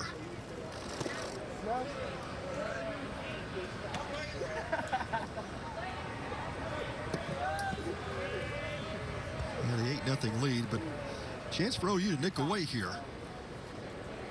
Blake Robertson's been one of the hotter hitters in this Sooner lineup. Did a good job of working himself into some advantage counts this weekend. Soft roller to third. Lipscomb looks good, charging and throwing. And the Sooners will strand a couple of runners in the 8th inning. We head to the 9th. 8-0 Tennessee. Why pay over $100 a month for TV when you can get AT&T Sportsnet with Fubo TV? Get the channels you want with the teams you love for the price that others can't beat. Watch AT&T Sportsnet with Fubo TV. Try free. Innovation transforms the world, moving us forward not just in steps, but in leaps and bounds. Innovation created a healthcare system so extraordinary, it not only improves the lives of veterans, it transforms the lives of healthcare professionals, collaborating through integrated care teams, accessing the latest technology, working with the most advanced medical science, and even creating it. Like discovering new ways to integrate technology with the human body. It's a unique culture of transformation that leads to solutions that best serve our veterans. The Department of Veterans Affairs, where innovation ensures those who served our nation are served by the very best. See how a career at VA can transform your future. Take your favorite teams with you with the brand new AT&T Sportsnet mobile app. Just download the free app from iTunes or Google Play, log in with your TV provider account info, and you're all set. Don't wait. Download the new and improved AT&T Sportsnet mobile app today. Tennessee leads Oklahoma 8-0 as this game moves along to the 9th inning. Had a fundraising goal all weekend. We jumped that thing all the way up to 90%. Now trying to get up and over the hump. You can contribute. You can help out at collegeclassic.org. New pitcher for the Sooners is Griffin Miller, Tennessee native. Yeah, Miller's second appearance in this Shriners Classic. The 6'4" righty with a big arm. He's been up to 97 this fall and typically sits low to mid-90s, but also has a really good feel for that power breaking ball. Could become the Sooner closer.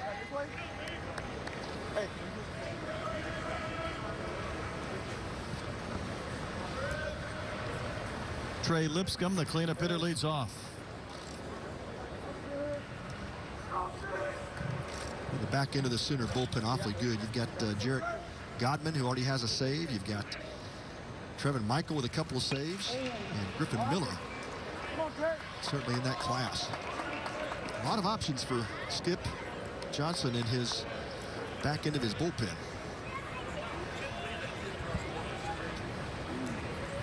Trey Lipscomb doesn't waste much time, does it? He's ready to swing when he gets in that box. They were having a hard time getting him in the box, but when he's in, he hacks. That's what you like, a guy that just goes up hacking. How many players early in the year do you know have 23 RBIs and 1 walk? I mean, you can't drive in runs if you aren't swinging or if you're walking. That's your typical RBI guy, right? You want that guy swinging the bat. I think that's one of the slight tweaks or improvements you can see in Lipscomb's game is just having him take a few more pitches, but maybe developing a little more plate discipline. Just barrels up baseballs. This one hangs up for Pettis in left. Yeah, no hits today, but had that line out in the 5th at first base.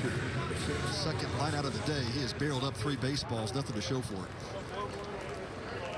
Tony Vitello comes out of the dugout to give him a fist bump just to say, hey, kid, hang with him. Man, can't hit a ball any harder than that. That ball was smoked. Right at Pettis, though. Evan Russell triple back in the 7th. Shot one out to right center field near the home bullpen.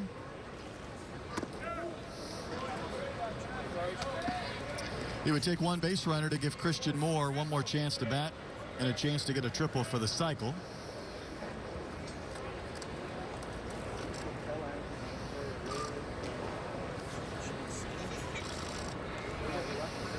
Not close there from Miller. Yeah, a couple of breaking balls missing wide. And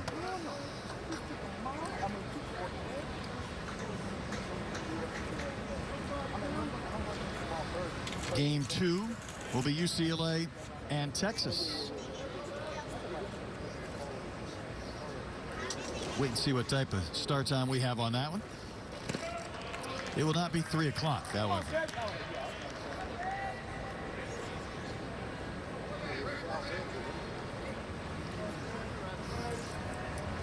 Griffin Miller, the Tennessee native, Dyersburg State Community College product, gets away with a miss. Is he swinging 3-0? Yeah, 3-0, up 8-0. Man. Well, back in the day, Brett. No, I looked at the old man pitcher to my right just to see if I get an eye raise of some sort. You want first base that bad, I'll give it to you. It's not going to feel good, though. That fastball catches bottom of the zone.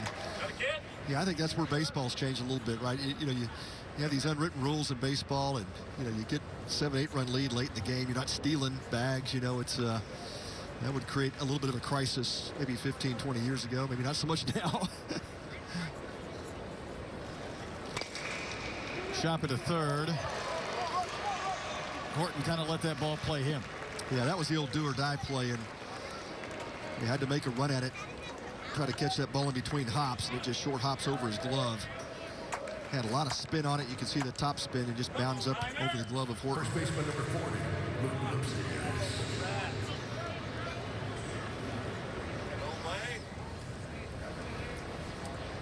Lipsius will hit 1 for 4. Horton give it an error on that play.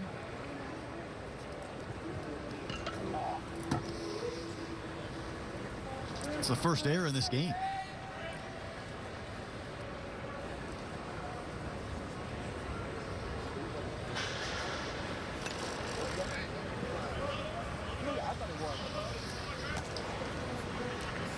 This team must be fun to watch take BP because they get in the box and they're ready to go. And even some of their outs have been rockets or bullets. Yeah, you just think of the power that guys like Jordan Beck and Lipscomb and Lipsius, Russell. And then you go back up to the top of the order, and Ortega's got some pop. And Christian Moore. Of course, we haven't seen Drew Gilbert, but he's got home run power. So, yeah, it's up and down this lineup. There's we talk about not easy outs anywhere in this Tennessee lineup, but with a lot of power as well.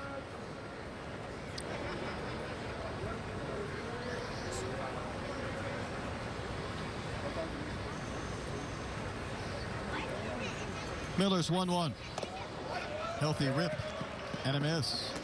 Oh, good changeup from Miller, down and away.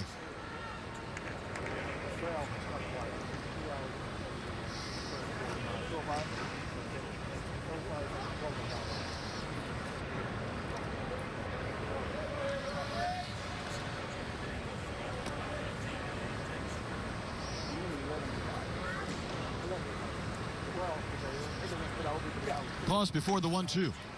Up and out.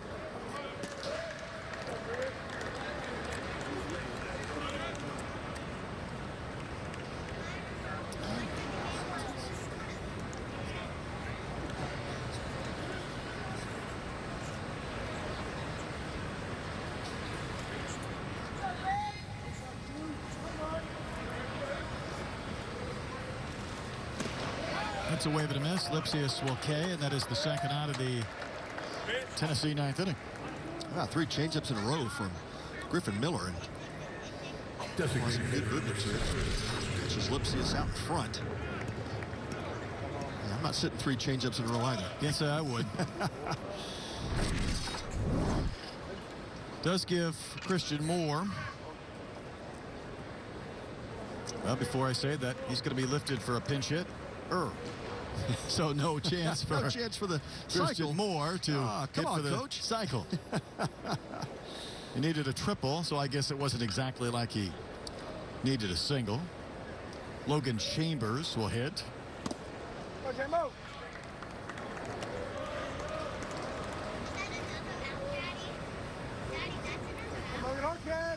That's what you love about these coaches, trying to get more players, at least an at-bat or some type of play and before they leave Houston here. This Shriners Classic is such a great tournament, but you're trying to win games but also get you guys some at-bats.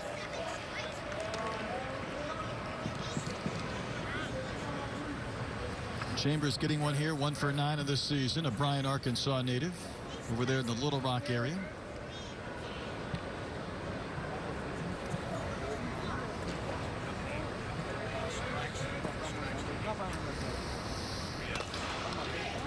Rolls 1 to second. This will end the inning. Base runner left. We go to the bottom of the ninth. It's 8-0 Tennessee.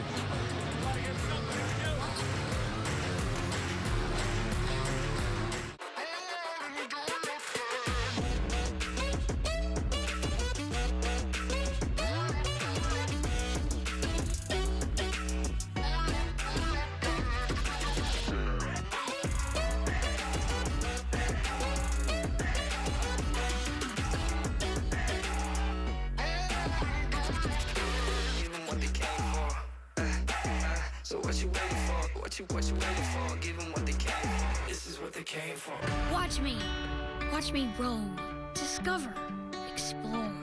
The forest is quiet, the river will roar. One slip by the fire is all it took, but they made my arm better. Just take a look. Under moon and stars, that's where I love to stay. Let's go play in the woods. I'll show you the way. Watch me. The place to turn for any bird. Shriners Children's, the most amazing care anywhere. Watch me. Watch me pirouette with style and grace. An open floor of inspiration. This is my place. 5 positions to start, leotard and tights. A story through movement, under music and lights. Straight and tall, they promised I'd stand. I'm a ballerina who twirls like the blades of a fan. Watch me. Innovative scoliosis treatment at Shriners Children's. The most amazing care anywhere. Last chance for the Sooners, trailing 8-0 as the game goes to the bottom of the ninth inning. Drew Beam in line to be a winner for Tennessee. 5 scoreless innings today, giving up just a pair of hits.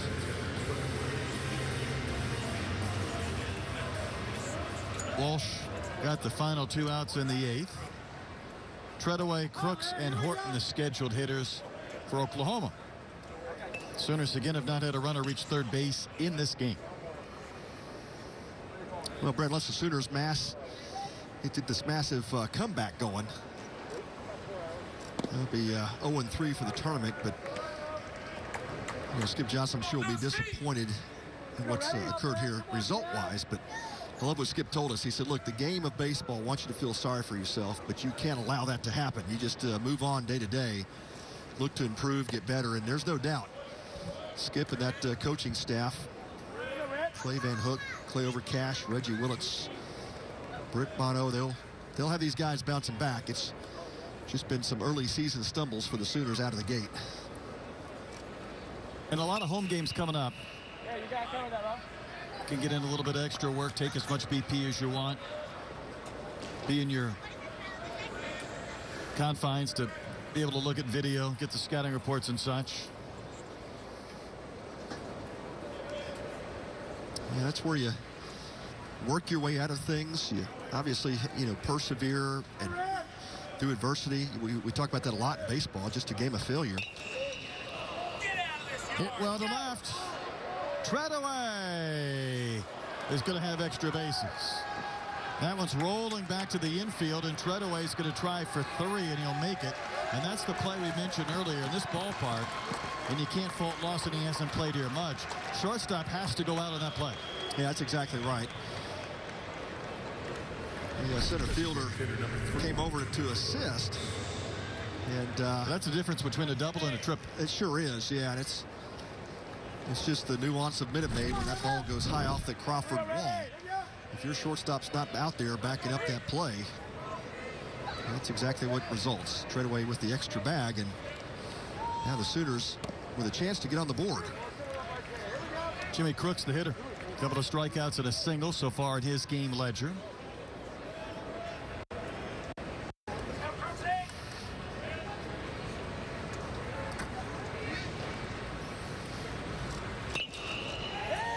Soft flare down the line and left. That's a foul ball. Barely. Yeah, not by much. About another inch or 2, and that ball is on the line.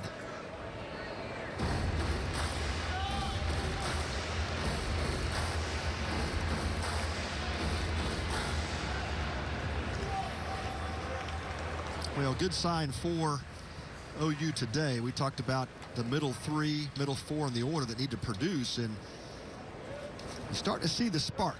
Blake Robertson had a single in the first. You've had Tanner Treadaway now a couple of back-to-back base hits here in the 7th and then the 9th. Jimmy Crooks with a hit back in the 5th, so better production out of the middle of that lineup, and that's what OU needed to see today. And that's the start in the right direction.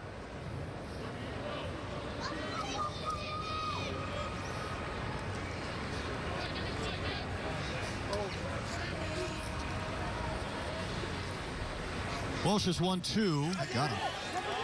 Did he swing at that? Oh. That's the second time today we've seen a hitter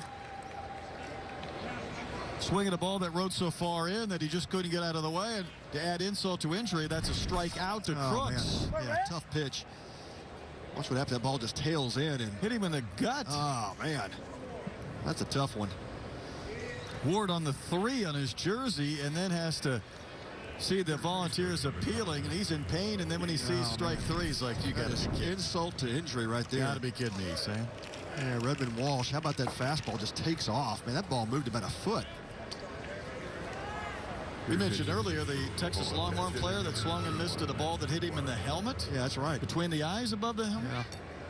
We saw that early in the season. It's a scary situation, but yeah, it goes back to the movement on that pitch by Walsh. And now a pinch hitter for the Sooners. Max McGuire.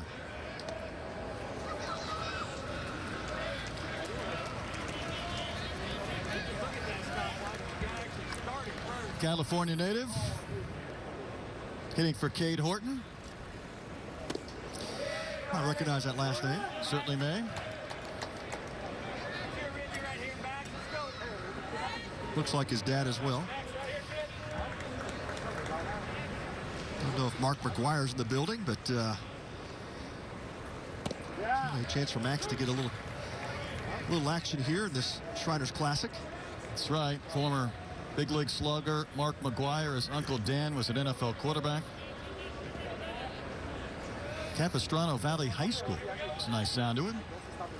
He's the #2 first baseman nationally by perfect game. So he is a freshman. I think he's got a brother too that he does. I saw it. His brother, I think, is a pitcher. Yeah, and I think a Sooner commit as well. Saw him at the Perfect Game National Showcase.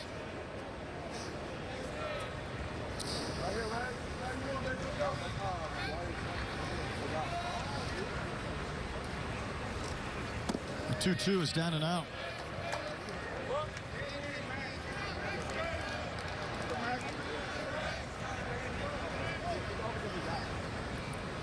Picture on the giant scoreboard here looks a lot like that. An 18-year-old Mark. This is Max. He'll wave and miss. Redmond Walsh, after giving up the triple, that in a lot of ballparks would have been a fly out. He's going strikeout, strikeout. Pinch hitting for the Well, just some crazy movement on Redmond Walsh's pitches. That time a changeup breaking down and away from McGuire. Full count changeup, and McGuire still looking for his first collegiate hit.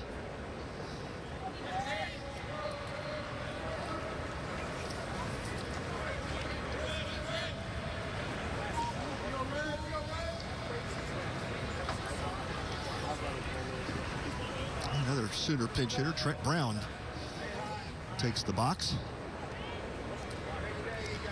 Victoria, Texas native. He's had 8 at-bats this year. He's knocked in 4 runs. And he takes strike 1. It seemed like Walsh just paints the bottom of the strike zone with all 3 of his deliveries. The fastball that sinks. Nasty changeup, and then he spins one up there that catches the bottom of the zone. Make it 2. Indeed. And now the Sooners down to their final strike it out in the 9th inning. Tennessee about to go to 10-1. Oklahoma would be 5-5.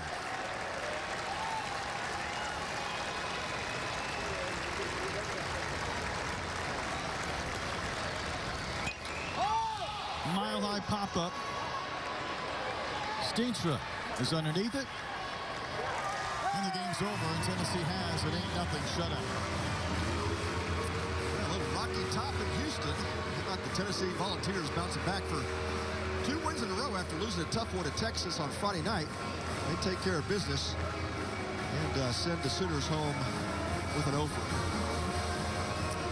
Well, the Volunteers certainly found their bats as we expected they would after the first game when they played the Texas Longhorns, and they'll be a force again this year in the SEC with that vaunted offense and some very good-looking pitchers as well.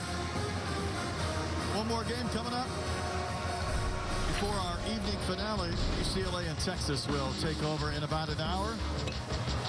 Saw some long balls today. 3 home runs for Tennessee, including an inside to Parker. A little bit of everything. 3:30 Central, our start time for the next game.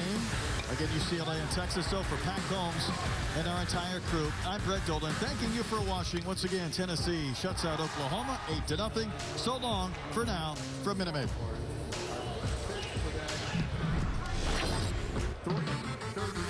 The service experience at Sewell is amazing, which is unlike anything else. I wish they could fix everything that I own. Discover our wide variety of new and certified pre-owned vehicles at Sewell Audi North Houston and Sewell Audi Sugarland. When it comes to cybersecurity, the biggest threats don't always strike the biggest targets. So help save